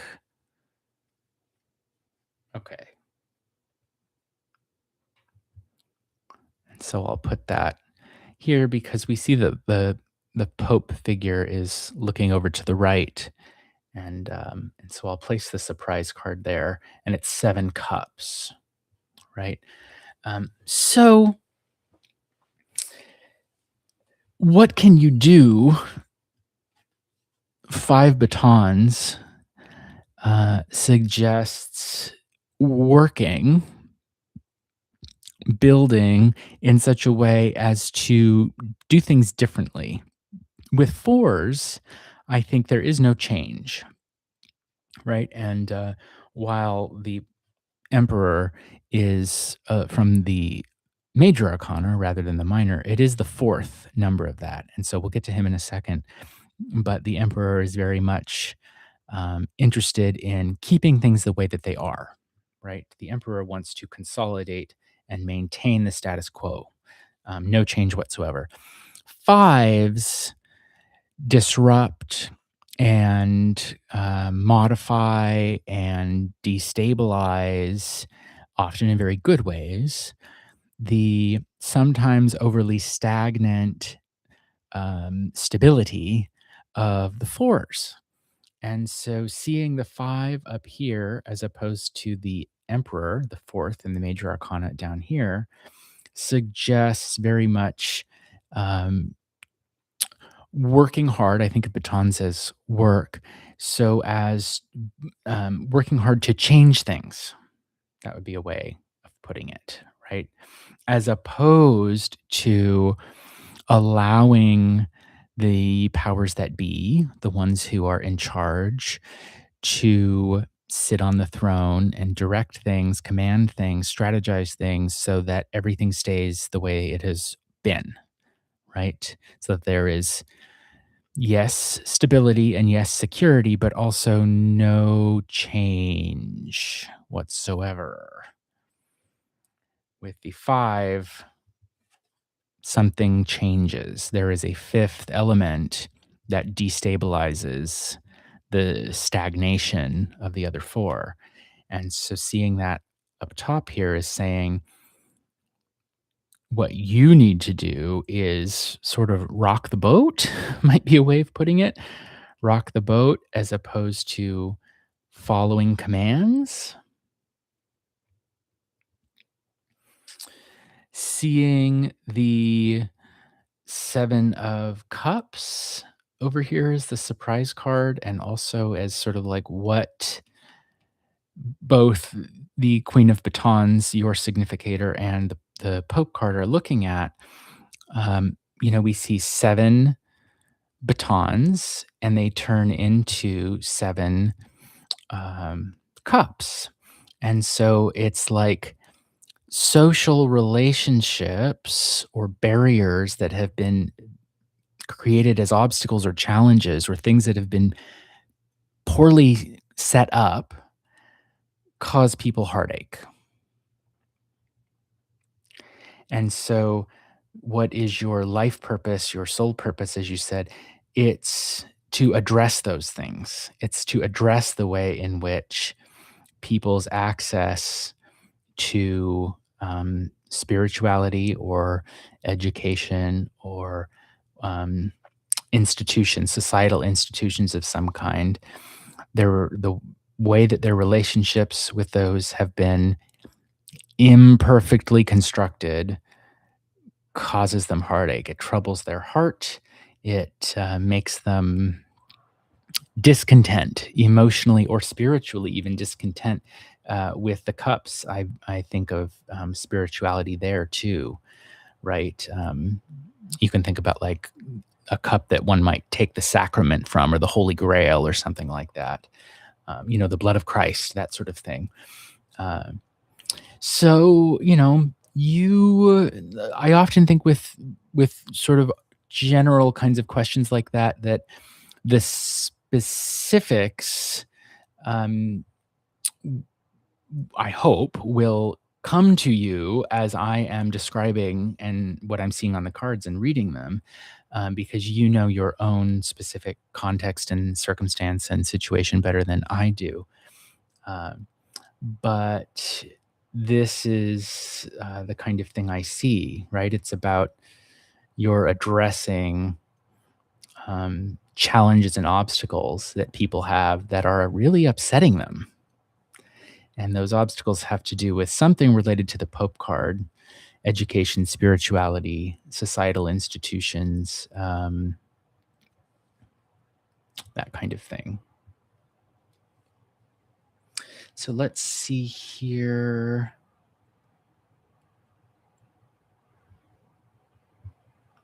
So you asked, I didn't get it, work towards upon improving my own self or towards the purpose. I think what I would do, seeing the Five of Batons and the Emperor down here, is I would ask myself, in what way could I or could you uh, put effort?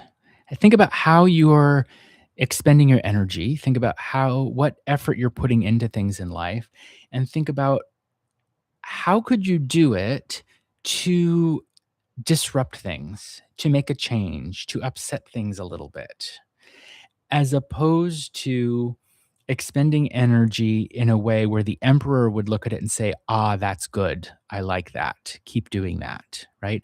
If the emperor would say, "Good job," it means whatever you're doing is just going to keep things the way they are, and the emperor is going to nod and be happy and sit on his throne.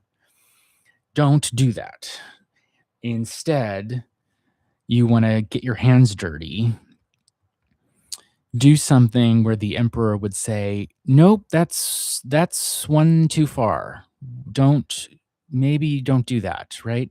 In other words, like, um, behave in such a way that someone in authority would maybe not totally love what it was you were doing.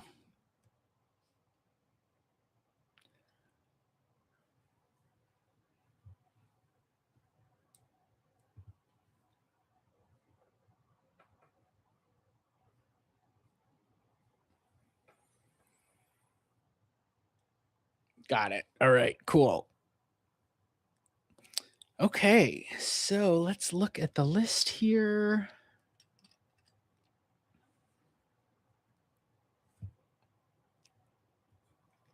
Helga is next, if Helga is here. And Stormborn, I skipped over you, but if you want me to add you at the end of the list, I could do that.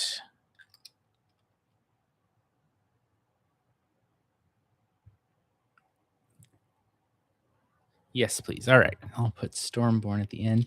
And Helga's here. Hi, Helga. So you can go ahead and post your question, Helga.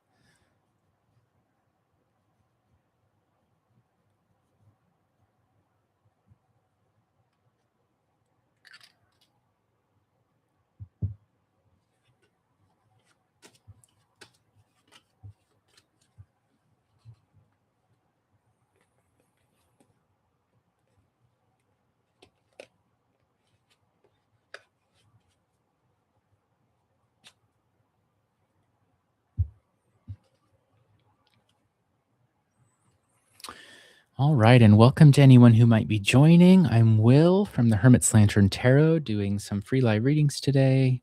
I am also available for paid private readings. If you're interested in those, take a look at the link tree in the video description. You can also email me at tarot.hermit.lantern@gmail.com. So Helga asks, what is the energy between me and S? Is there any chance we will end up in a relationship?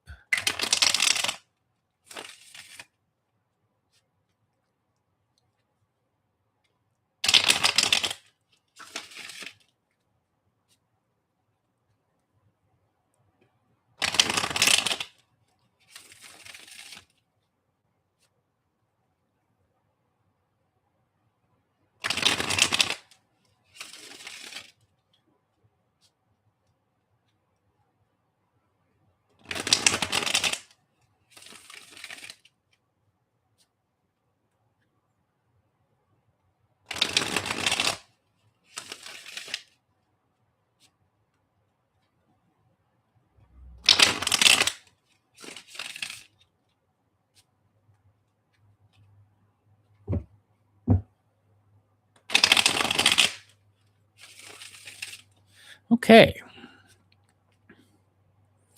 So for Helga, what is the energy between Helga and S?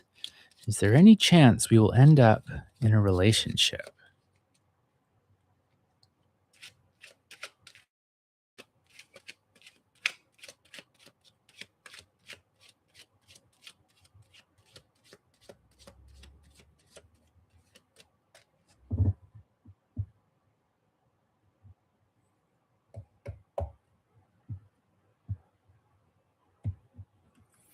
Okay, here we go. There's our 5 batons again, followed by 7 swords, followed by 7 batons.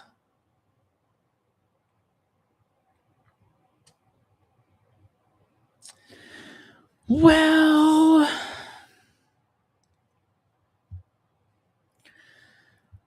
batons, swords, batons. And there's a very slow increase of intensity of it from 577.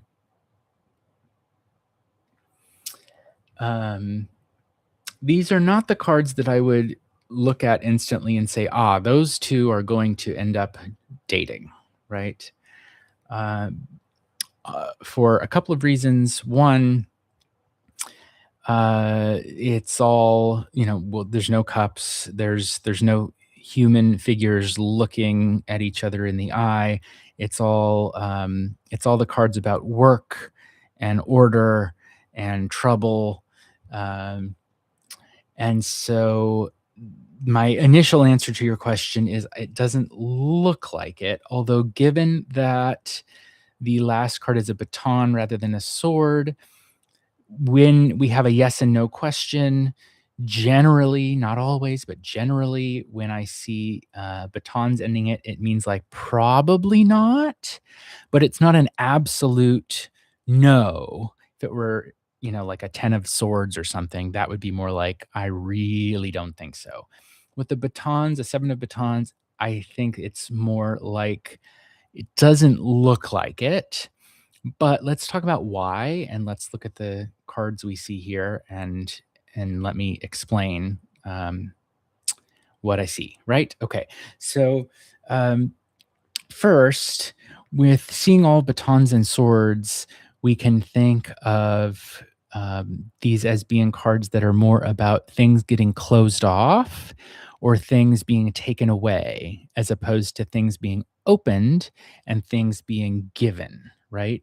So there's more a sense here of very slowly increasing intensity towards closing off and taking, as opposed to open and giving, right? So that's one thing. We also see they're all odd numbers, 577, right? So um we see the way in which this central baton, which is like a barrier, right? Like a wall or a fence kind of a deal, turns into a sword, and then it turns into back into a baton again, and now there are even more batons crossing it, as though um, the the energy, right, gets a little bit heavier or thicker, might be another way of putting it. And so that suggests um, more effort and a slowly increasing intensity or quantity of effort is being required, right? From 5 going up to 7.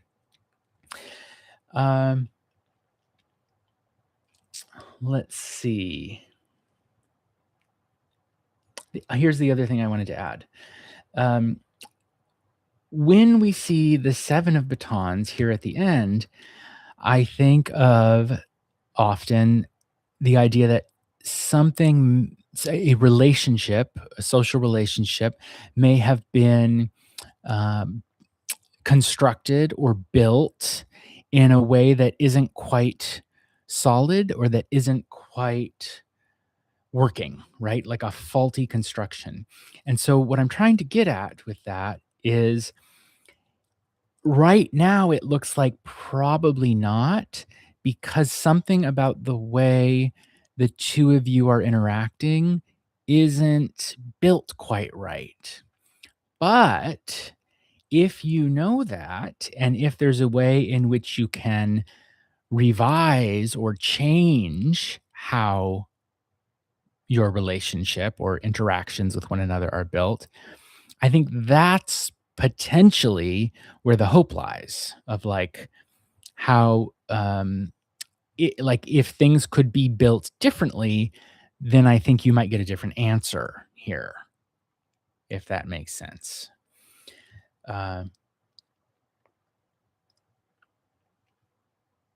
so that's a whole lot of stuff. I think what I'll do is look at the surprise card to see if there's anything unexpected to add. Okay, and it's more batons, it's 10 of them. So, something else to consider with all of these batons, because there's an overwhelming quantity of batons here, is I think if what you're looking for is romance, you're looking for a cups relationship, right? Batons are about relationships too. It's just a different kind of relationship. With batons, they're more social relationships like friendships, or even like acquaintances or work friends or that kind of thing, as opposed to a cups relationship, which I would read more as deeply emotionally fulfilling, romantic, touching, that kind of thing. And so what I think we're getting more of a sense of here is um, the building up of more like a practical friendship, social kind of relationship, as opposed to um, you know, the love of my life kind of relationship, if that makes sense.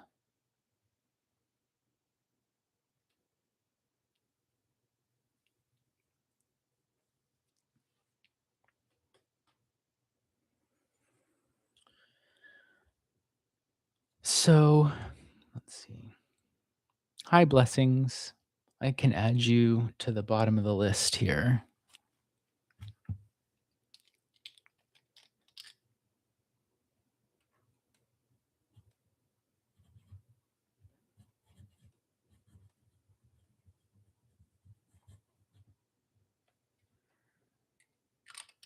You're welcome, Helga.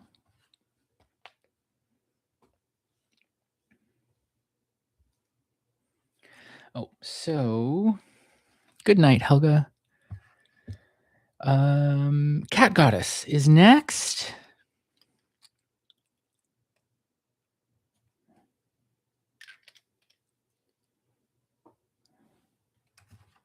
Here's the current list.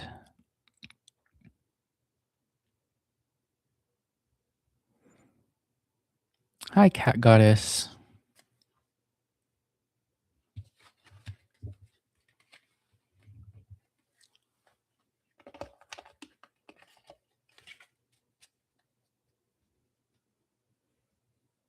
All right, and we've got Cat Goddess's question. I am going to step away very briefly for about 2 minutes at the most, I think. I'm going to be right back, and then I'm going to do Cat Goddess's reading.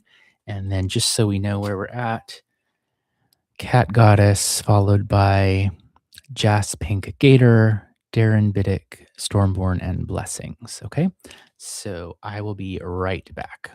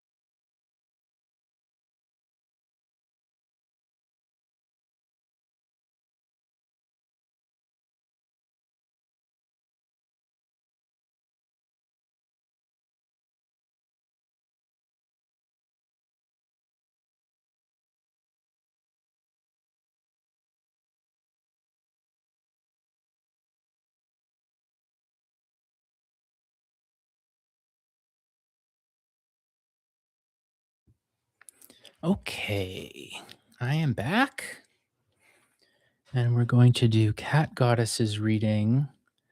And the question is: will the destiny leeches, thieves, copycats, hijackers, etc., get bad karma for it in this lifetime, and balance with mind be restored in this life? And any advice from my higher self guides, asked us ancestors on it. Okay.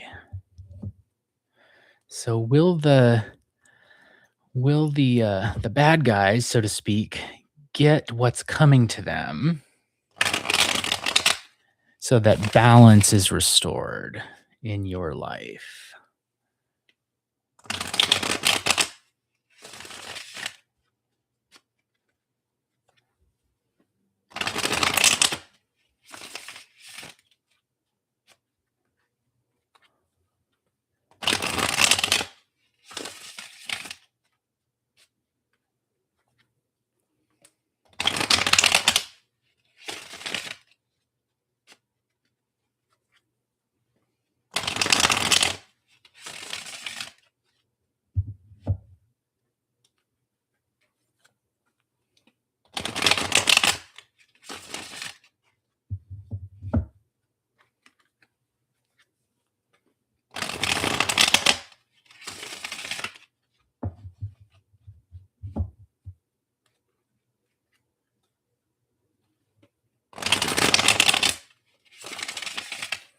Okay.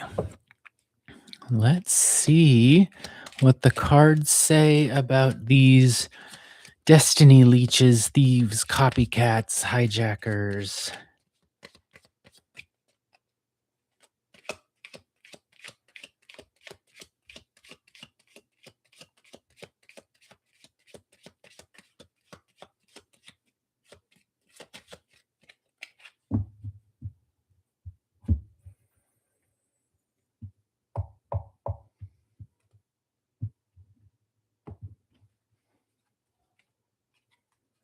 Okay.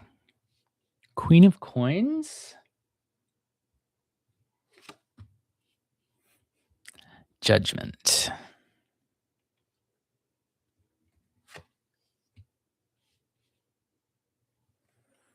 And the Emperor.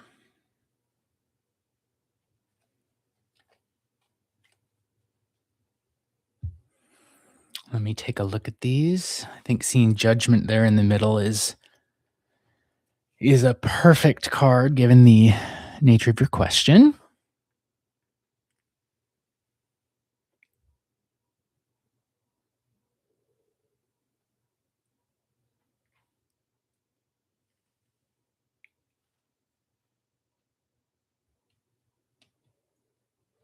Okay. So, yes. the the short answer to your question, like, are they going to get what's coming to them?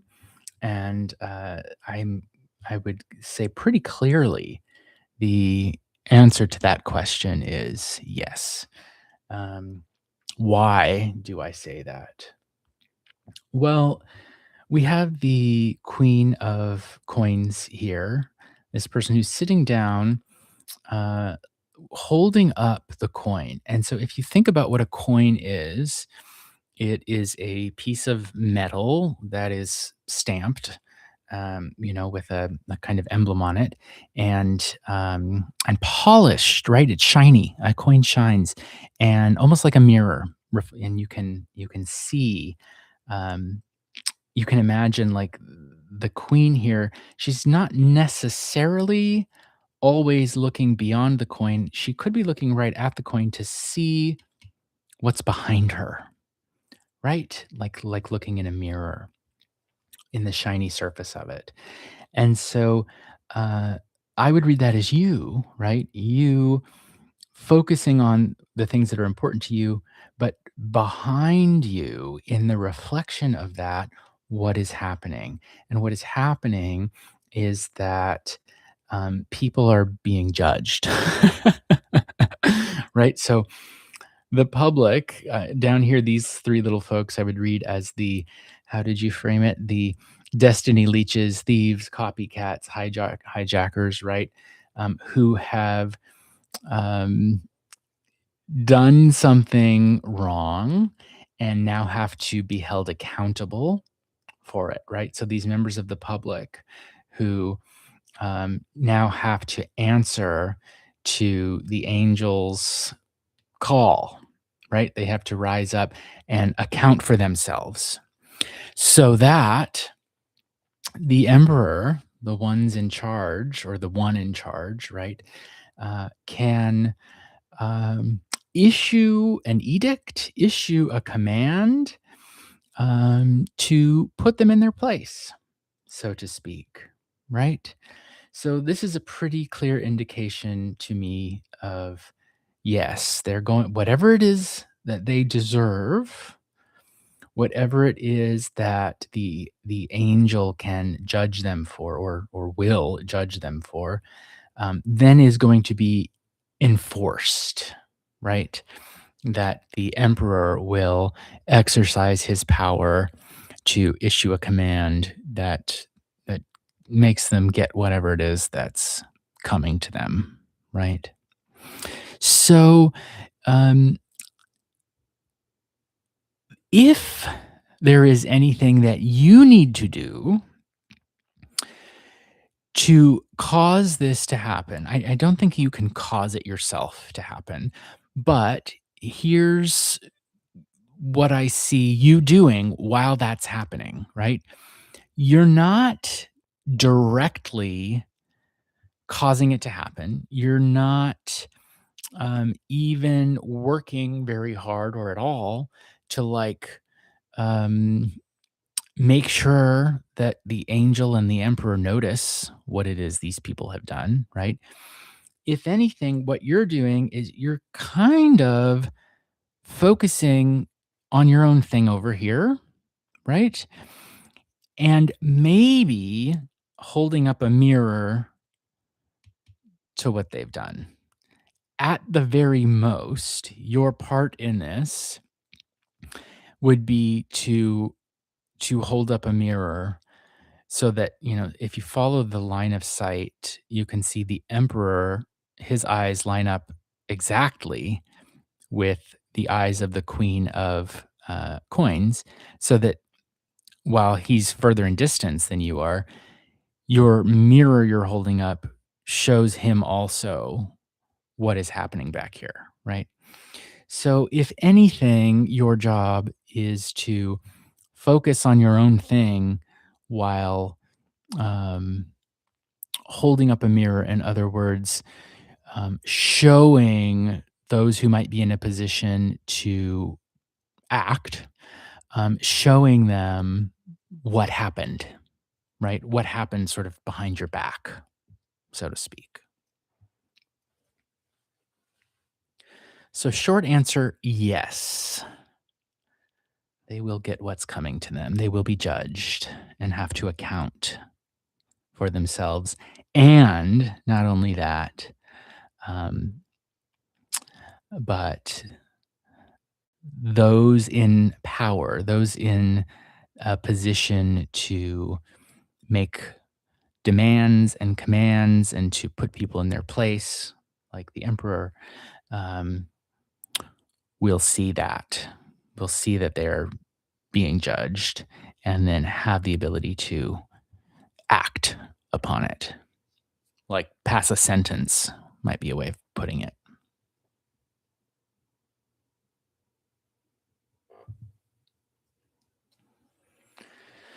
So, hi, folks. Those of you who might be joining,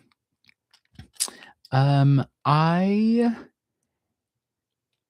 my the list is not open right at the moment. Although, depending on if the folks who are on here are still available for their reading, I may be able to um, open it up again. And so I'm at 2 hours and 20 minutes, and so, I need to think about winding down the live stream because, I get fatigued and also I have to think about dinner. Um, so, If I may be able to read for you if the other folks, and so next up we would have Jas Pink Gator. If Jas Pink Gator is here, you can post your question. And if I'm not able to read for other folks, I would be very happy to read for you in a future live stream.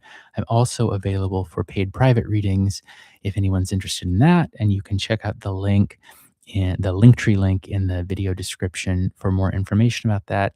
I'm also, you can contact me at tarot.hermit.lantern@gmail.com.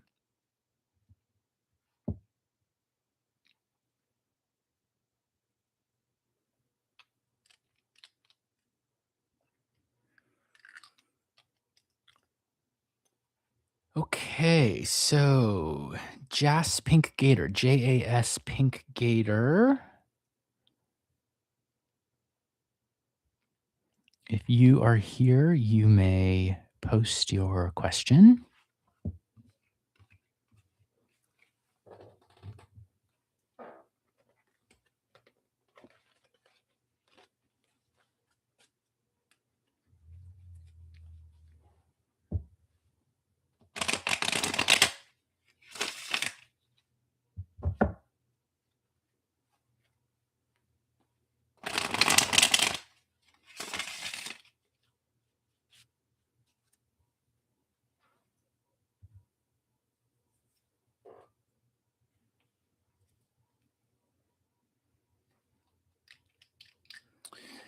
All right, last call for Jas Pink Gator, Jas Pink Gator.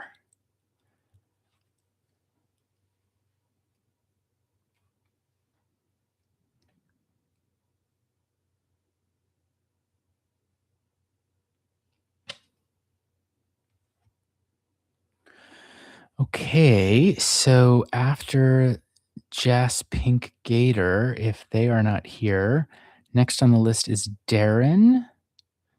If Darren would like to post his question.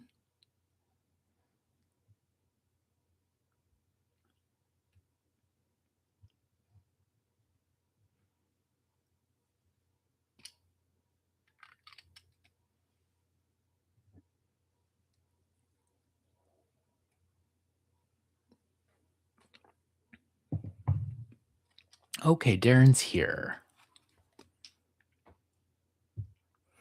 All right, and so it sounds like Darren doesn't have a specific question.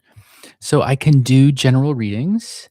I do find that the more specific the question is, the more specific the answer can be. So if there is anything that's like on your mind that you really would like to know about, um, if you can give me a hint about whether it's like relationships, money, work, conflict, whatever that might be. You don't have to, but if you'd like to, I can often give a more precise reading, but I can also just pull cards and, read them and just see what comes up.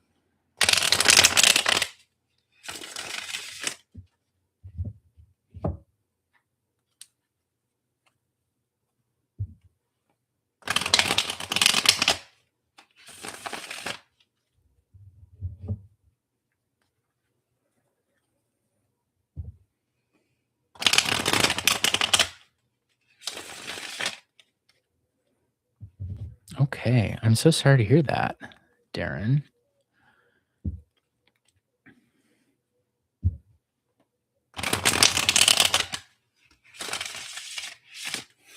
Okay, so what I'll often do for myself, if when I don't have a specific question, I might just ask. I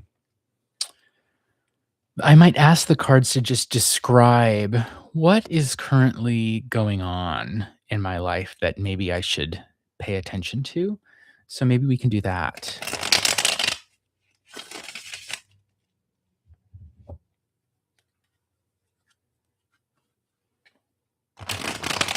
So for Darren, what is going on in his life that might be worth paying attention to?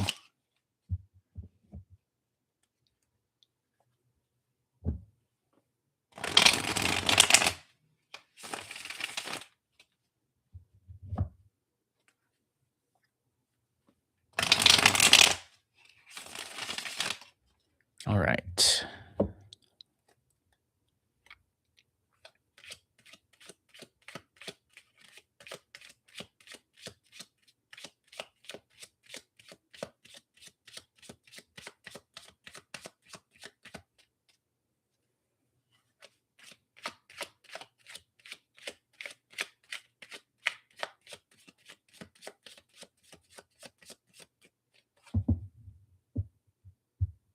Okay, here we go.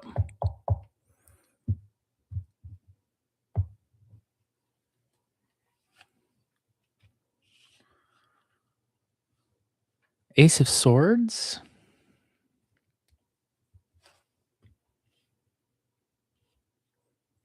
three batons,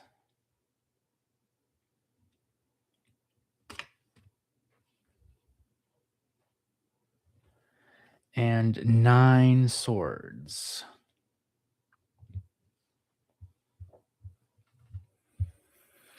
So I'll tell you what I see here, and um, let's see if it makes sense, resonates, given your current life situation. Uh, so, one sword, which can be a decision, can be um, a little pain, a little trouble, right? Gets a whole lot more intense when it encounters three batons, which can mean with three batons I often think of work, but they're just any way we expend our energy, right?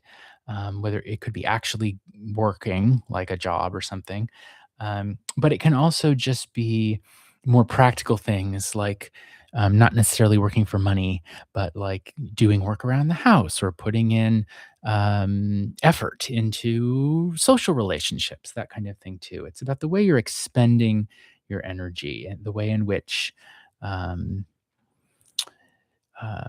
you give and something then is taken from you, not necessarily in a bad way, but your one sword turns into nine, gets much more intense, even through expending a little bit of energy. And I say a little bit because fours tend to be like a stable number, right? So, like a four of batons is like um, not too much, not too little, just the right amount, right? So three is less than four, right? So doing even a small incremental quantity of work or even expending a moderate or even just under moderate amount of work seems to make your situation more difficult for you right now, right? And so the question we asked is what should you be paying attention to right now? And it's the thing you should pay attention to is the way in which um, even expending a little energy, even doing a little bit of work, seems to make things three times as tough as they were, right? And I say that because we have three batons and a nine of swords, and three times three is nine. Um, let's add two more cards and turn this into a cross and ask like how you could respond to that. Like, what's the best way for you to respond to that? What behavior or attitude to take? And then what you should definitely not be doing right now. Okay. So I'll put one on top of the center card and one on the bottom. And so on the top is the Chariot, and the bottom is four coins. Hmm.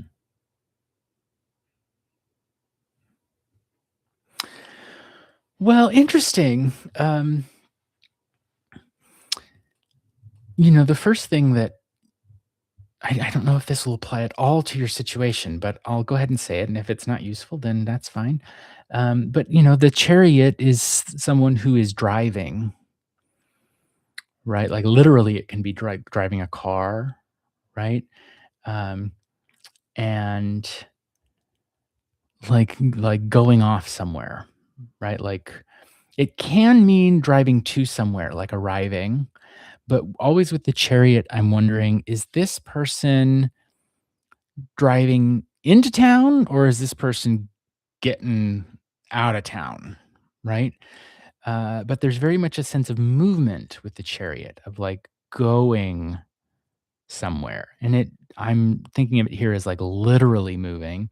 It could also be a more figurative kind of like um, keeping momentum going, right? Like making sure the wheels on the chariot continue to spin forward as opposed to like stopping, because with the 4 of coins, with the 4, as I mentioned a minute ago, it's like just a little, not too much, but also with 4s, there's no change. 4s are the most stable, the most secure, the most sturdy, and so seeing the 4 of coins down here is like,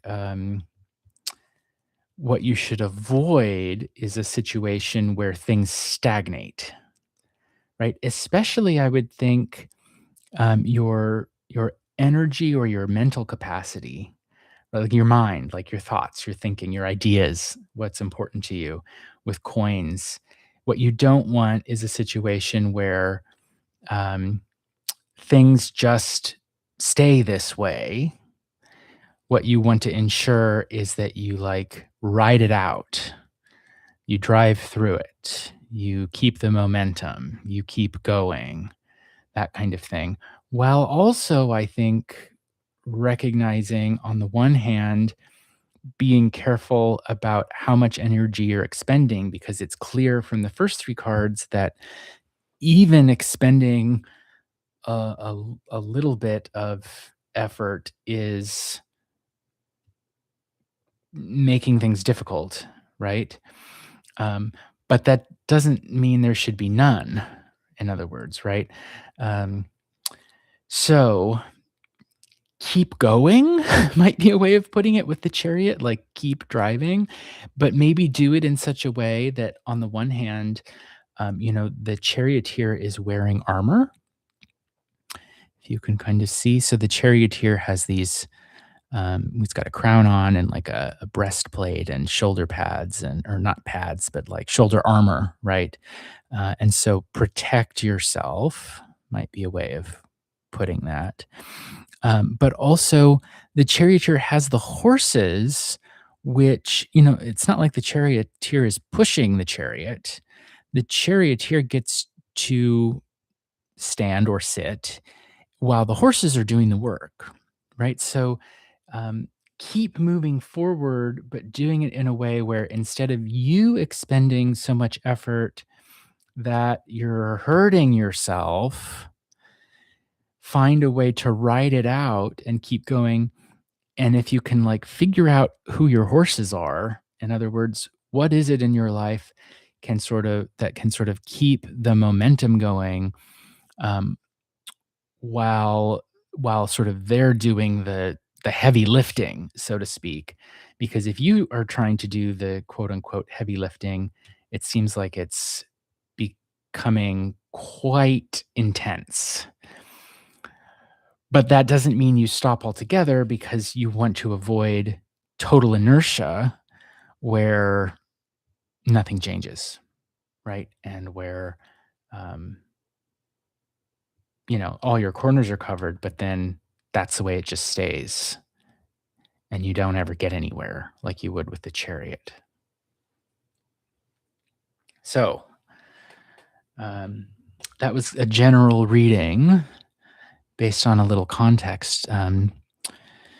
So I hope some of that resonates with your current situation. But that's what I'd see here in these cards.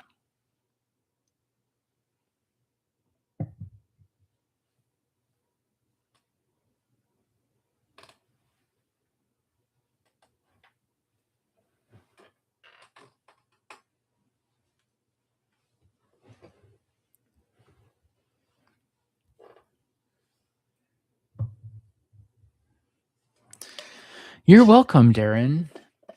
Yeah, I would definitely, if going back to work is a concern, um, going back to work too quickly, these are all um, these are all very fast cards. Swords and batons are very fast, and I think the charioteer is very fast too.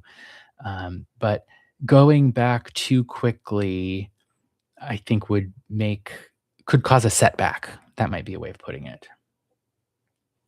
Even if it's like, I don't know, three-quarter time or something. I say three-quarter because if 4 is the stable, like regular everyday work week, even three-fourths of that, 3 out of 4, gets you to 9 swords, which is, swords are trouble. So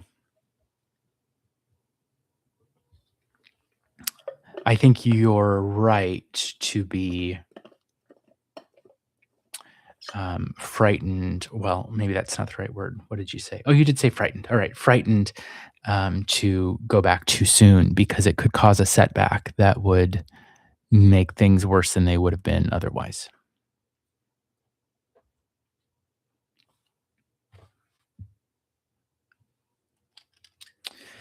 All right, so next up is Stormborn.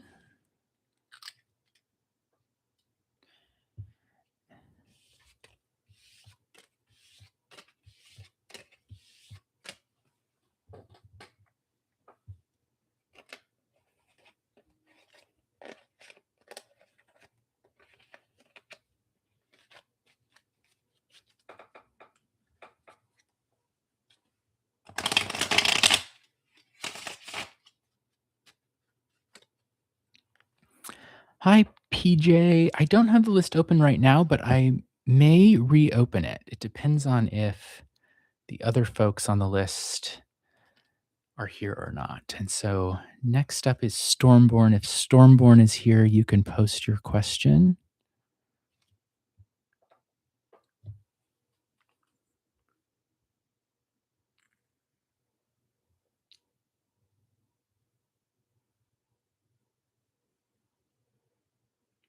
Hi, Stormborn.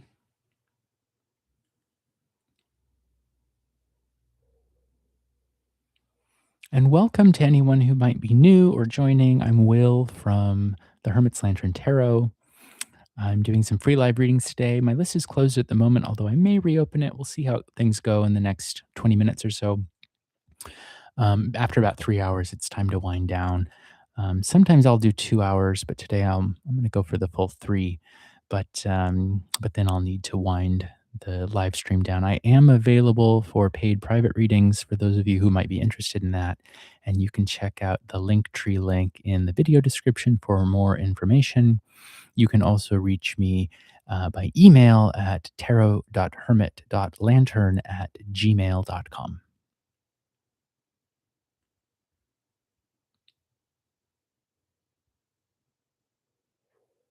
All right, we have a question from Stormborn about a live-in nanny.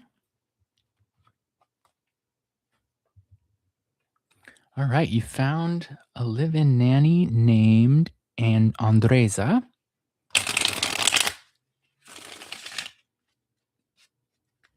That's great. I know you were looking for one.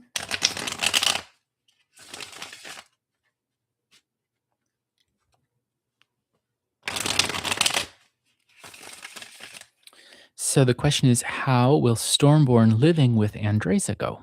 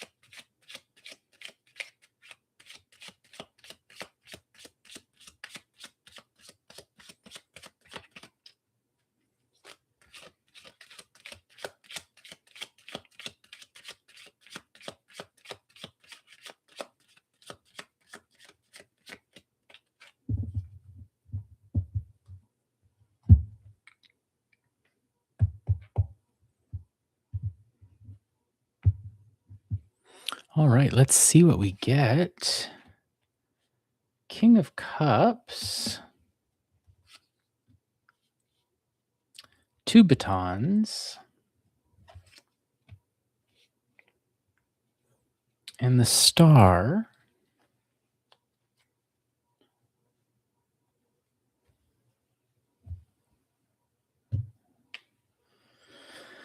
So, because I don't know all the details of the situation, right? Is there anyone else in the household who could be a King of Cups person?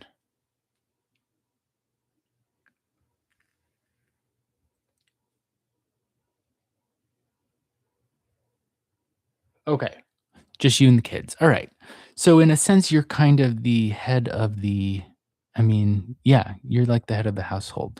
So when I read the court cards, I read them irrespective of gender often.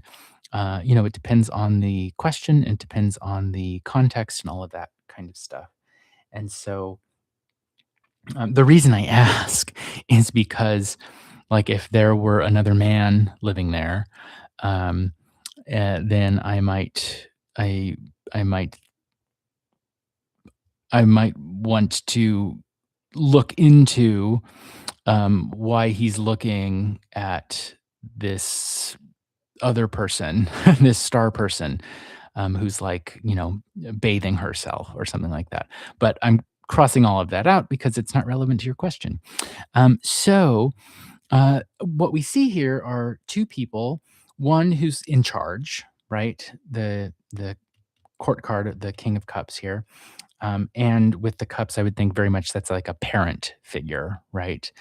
Someone who's there to nourish the others and provide what they need and love them and all of that kind of stuff, right? And so we have that person. And then we have someone down here who is in a process of giving, right? That's what the star does. The star lets things go, gives, pours out. There's very much reason to have hope. There's very much reason to have faith in this person. Um, the star card generally um, is generally, a positive card. As much as I don't like to read some are negative and some are positive, generally speaking, we like to see the star card, right? So what's between you are two batons, right? And so there's a little bit of kind of um, um, boundaries. That would be a way of putting it. A barrier or boundaries set up in between the two of you. And so both of you are looking in the same direction, right? At the boundaries, right? And so I think the first thing to note about what is living together going to be like would be both of you, I think, are going to be interested in how you are going to set up boundaries for your relationship that also enable you to have a social relationship because whether you like it or not, like it's a financial relationship, of course, because this is an employee. But since they're living with you, it's not only a financial relationship. Inevitably, it's a social relationship too. You live together now, right? And it's under specific circumstances, but it is. Um, it's not just something that happens at the workplace. The workplace for her, Andresa, is your home, right? And so figuring out how to have you ever heard the phrase, I think it's from a poem by Robert Frost, good fences make good neighbors. Good fences make good neighbors. This is sort of like how do you set up a fence between the two of you so that you can be neighborly, so to speak, so that you can have interactions with one another that are appropriate and above board and um, that that don't create conflict, right? With the two of batons, I also very much think about cooperation, working together, right? Like you're laying down one piece of the puzzle, and then um, she is laying down the other piece so that you're each contributing, of course, in order to begin building something, right? Building a working relationship with batons, we build and we work, right? So that's the major thing that comes to mind. Um, Other things we could look at, which may or may not turn out to be totally relevant. Um, because whenever I'm reading the cards, I'm trying to read it from sort of two directions at once. If everything seems really pretty good, I try to find out where the catch is. And everything seems kind of bad, I try to figure out where the bright light is, right? The light at the end of the tunnel, so to speak. And so there's kind of a lot of water here. The the the cup here on the King of Cups, right? And then the star has these 2 vessels. They're not quite cups, but they clearly hold liquid, and then, it's being poured out. And so maybe look out for, like, is she ever wasting water?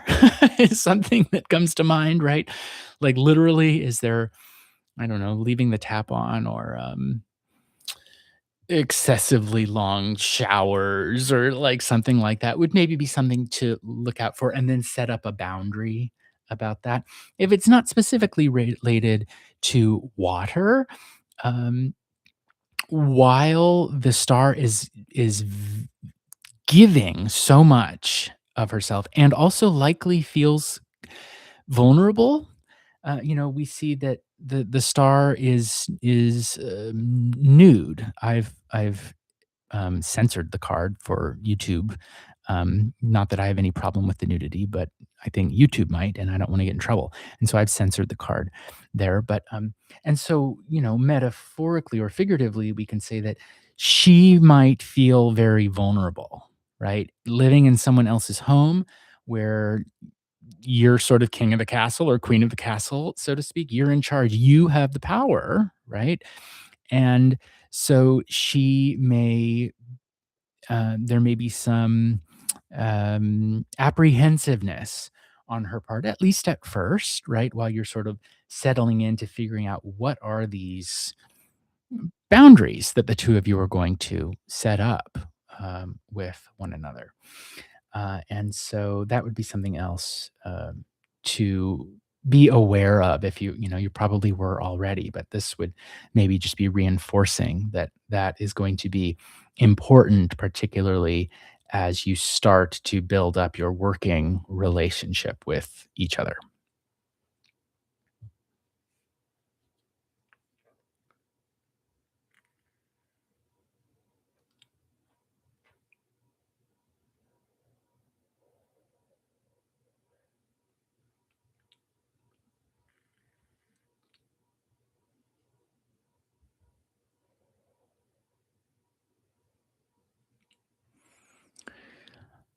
Let's go ahead because I'm curious. Let's look at the surprise card.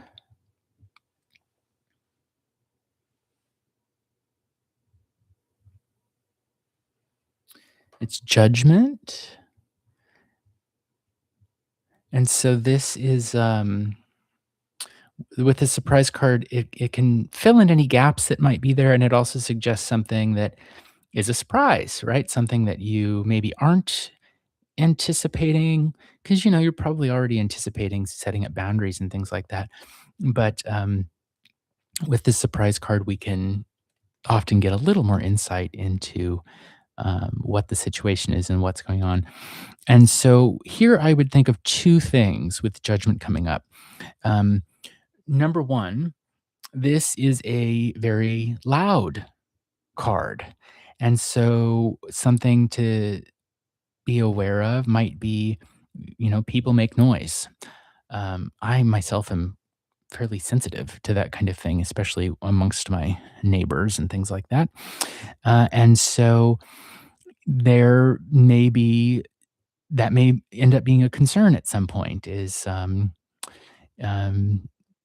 noise, right? Like music or, maybe she keeps late hours with the star card, it's nighttime, the stars are out, and so noise at night, that kind of thing. It doesn't have to be at night, but, it could be just noise at odd hours, or sound generally. That's one thing that I think there, but the second thing I think of would be with judgment, we have these other people, right? There are 3 other figures, human figures here, and there I think of, um, like the public, right? Friends she might have or acquaintances that she might have or that you might have, right? And how do you set up boundaries for when, around like whether she can have a friend over or what happens when you have people over? Have you worked through any rough spots that might come up around when other people are coming into the household? Have you discussed whether that is or is not allowed for her and for you, and like how that kind of stuff would work itself out? Um, could be, yeah, could be your 3 kids if you have exactly 3 kids, yeah. In fact, traditionally, it's not a very common interpretation of this card, but if it fits, I'll use it, instrumentally. In some, old folk traditions, this is the card of family, actually. The Judgment card is the card of, family, and so, this in that sense, if we were to read that into it, we could say this is because what are these figures doing? Well, they're waking up, they're rising up. Um, we might even say that they're like rising from the dead, right? And so that would be, I think, a really great, um, auspicious, good, um, image here of like the family is, rising up, right? In a good way, like coming back to life, that kind of thing. Um,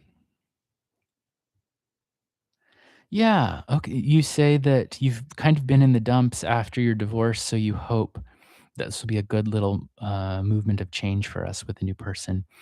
Yeah, I mean, we could see her as the one with the trumpet who like raises the family out of the dumps, so to speak. So I think everything bodes well for this, and the one thing to keep track of, like, to focus on is how do you set up, boundaries with one another in a new relationship. Yeah. Yeah, you need to rise up and be alive again. That's that's exactly the image we see on the judgment card. And so you might be, since it's the surprise card, you might be surprised, pleasantly surprised, I think, um, that that happens.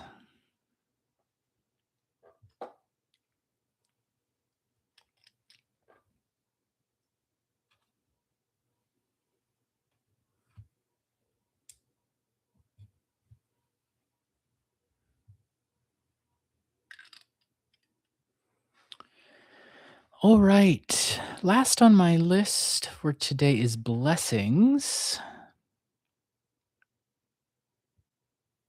It is pretty cool, Stormborn. It's very cool. It does. It sounds very exciting. I'm excited to see how it plays out. You'll have to keep me updated. Hi, blessings. If you'd like to post your question, blessings, I can read for you.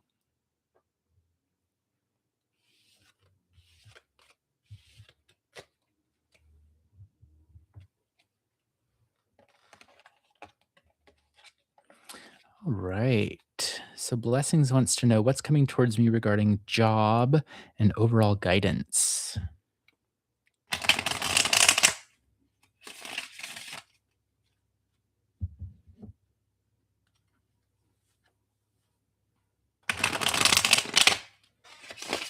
You're welcome, Stormborn.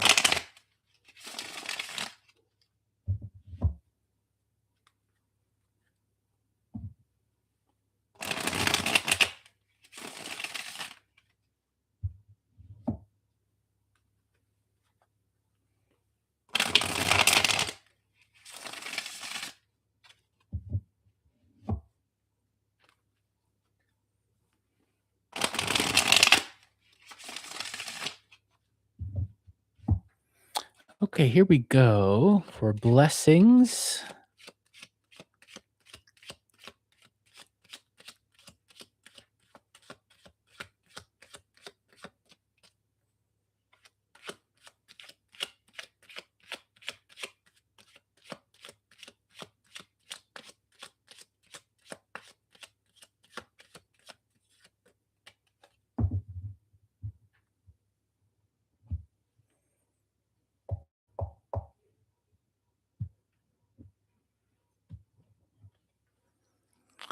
Right.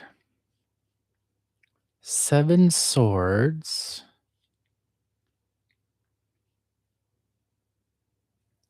Page of coins. Five swords. All right, let me take a look at this.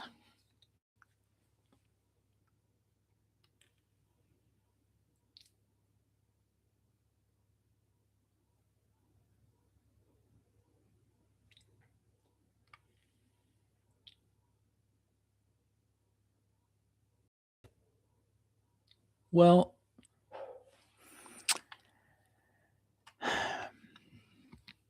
you asked specifically about a job, right? And so I assume from that it means that you're uh, currently don't have a job, right? Or that if you do, there's something unhappy about it, right? You're not satisfied, unsatisfying about it, right? Um, and so, on the one hand, I can say it looks like things get a little bit better, but I don't see, like, in the immediate future that suddenly there is a job, right? For that, I would wanna see at some batons or maybe some of the major arcana cards. But we have a slow movement or reduction in intensity from 7 swords to 5 of them, right? So it's like the tension eases up a little bit, uh, but it's not like there's a dream job offer that pops up right away, that kind of thing. So you are showing up here as the page of coins, and we can read this in two ways. We can read the page of coins as representing you as a person, in which case you are closely examining your financial situation. And I say financial because if you're asking about a job, the clear implication there is that money is important too, right? Um, because we work for money. That's what we do. Um, so you're having to look closely at like where you're spending, where what you're buying, maybe what you're selling, that kind of stuff. What transactions you are engaging in, um, and doing that does make things a little better, but um, you're still on both sides sort of hemmed in by swords. So there's still kind of sticky spots, trouble on, on both sides, unfortunately. Um, I like to give I wish I could just tell everybody that everything's gonna turn out exactly the way that they want, and sometimes I can do that, but, I think it's important to read the cards as they appear as opposed to, like, just making stuff up so that everybody likes me and feels good about the cards that I pulled and all of that kind of thing. It might be good for the moment, but in the long term, does it really help?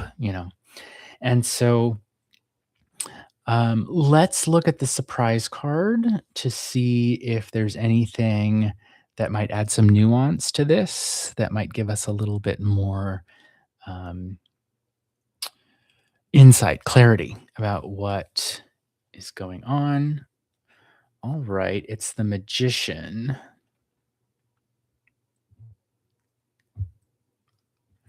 So, with the magician, the first thing I think is I unless I have some reason to do otherwise, I would read this as another sort of as you in another situation or you later in the situation. And I say that because the figures look very similar. They have the same kind of hair, they're facing the same direction, they're like the same height, the same size, and all of that kind of stuff. They even have the same colored pants on, green, and all of that. So what are you doing that maybe you're not expecting to do or that you're not that's gonna maybe be a bit of a surprise? And so first off, the magician is here, um, with, like, very, very busy. A whole lot of things going on, a whole lot of things on their table, so to speak. So, a whole lot of things on their plate, so to speak, right? We can see like all the different items on the magician's table. And um, so one question I always think of when when I see the magician card come up in a reading is like, is there any way in which you can streamline or clear some things off your table or clear some things off of your plate? That's one thing, one question that comes up when I see the magician here. Uh, the other thing I think is, what does the magician do? Well, the magician's like knows how to hustle. Right? The magician knows how to get out there and attract attention and get people to notice, and they know how to improvise. They can make things up if they have to in order to um, get things to sort of go their way. Um, the magician can trick people. A more polite way of saying it is just that the magician is extremely capable and skillful at what they do, so that they can orchestrate or choreograph or design or set up or organize their life in the way that is most beneficial to themselves. And so I think there's reason for optimism for 2 reasons. One, the slowly decreasing swords, right? 7 to 5 is pretty slow. 7 to 6 would be slower. 7 to 5 is still pretty low. Um, so, like, your troubles are improving. It's just that it's not happening quickly. And, and the second reason is the page of coins representing you turns into the magician, meaning that you figure out like you find a hustle for yourself, so to speak. So, like, um, something that can keep things going, even if it's maybe not that job that you're hoping for or dreaming about or applying for, but that there's maybe, with the magician, I might think of it more like a side hustle, that kind of a thing, right? Like hanging out your shingle or, oh, I don't know, an Etsy shop or, um, a corner stand or something like that where it's like more unofficial work. And the reason I say that is traditionally, this card, Le Bateleur, isn't even a magician. We call it the magician because, particularly in the Rider Waite Smith tarot, it became the magician card, right? But Le Bateleur is like the street performer, right? Like the guy on the corner who does the three card Monty, like so it's that kind of improvised work, right? Like, I don't know, um, DoorDash or, delivering stuff or like more like under the table, potentially, literally, there's a table, kind of work, um, that that might get you through this rough spot, right? So that's something I would consider being open to at least temporarily until the new job, um, like that the Ace of Batons card, um, indicating like a new job opportunity. That's the quintessential card for a new job is the Ace of Batons, although others could also indicate it. Um, so like improvising some kind of work while you're waiting for quote unquote the job, with capital Job, um, to finally arrive for you. I know how rough the job market is, like everywhere. Um, I because I am very close to people who are looking for jobs as well right now, and I'm not sure where you're at.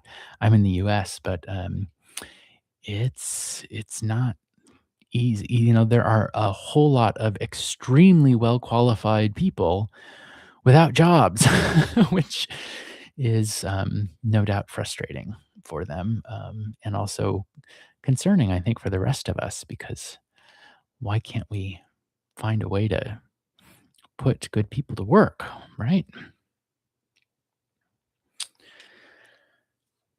So that's what I would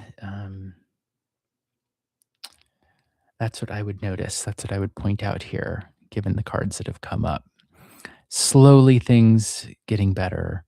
But in the meantime, you might need to make it up as you go, right? Improvise, figure out, find a find a trick you can do, work some magic, that kind of thing, in order to carry you through the swords that are on both sides right now.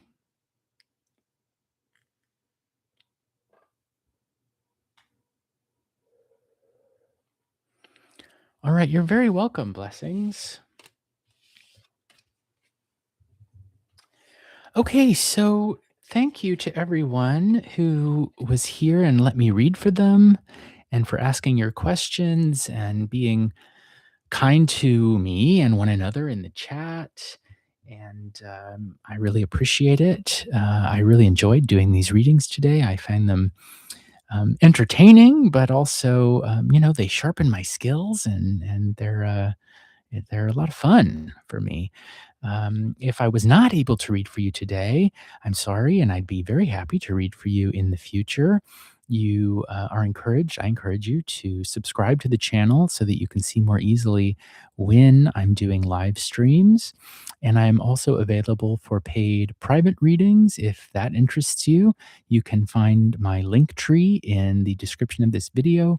You can also email me at tarot.hermit.lantern@gmail.com, and we can discuss doing a private reading for you. I look forward to reading for y'all again soon. And until then, I'm going to say good night and be well, be kind to each other, take care of yourselves and of one another. And I will see you all next time. Bye, everybody. Thank you.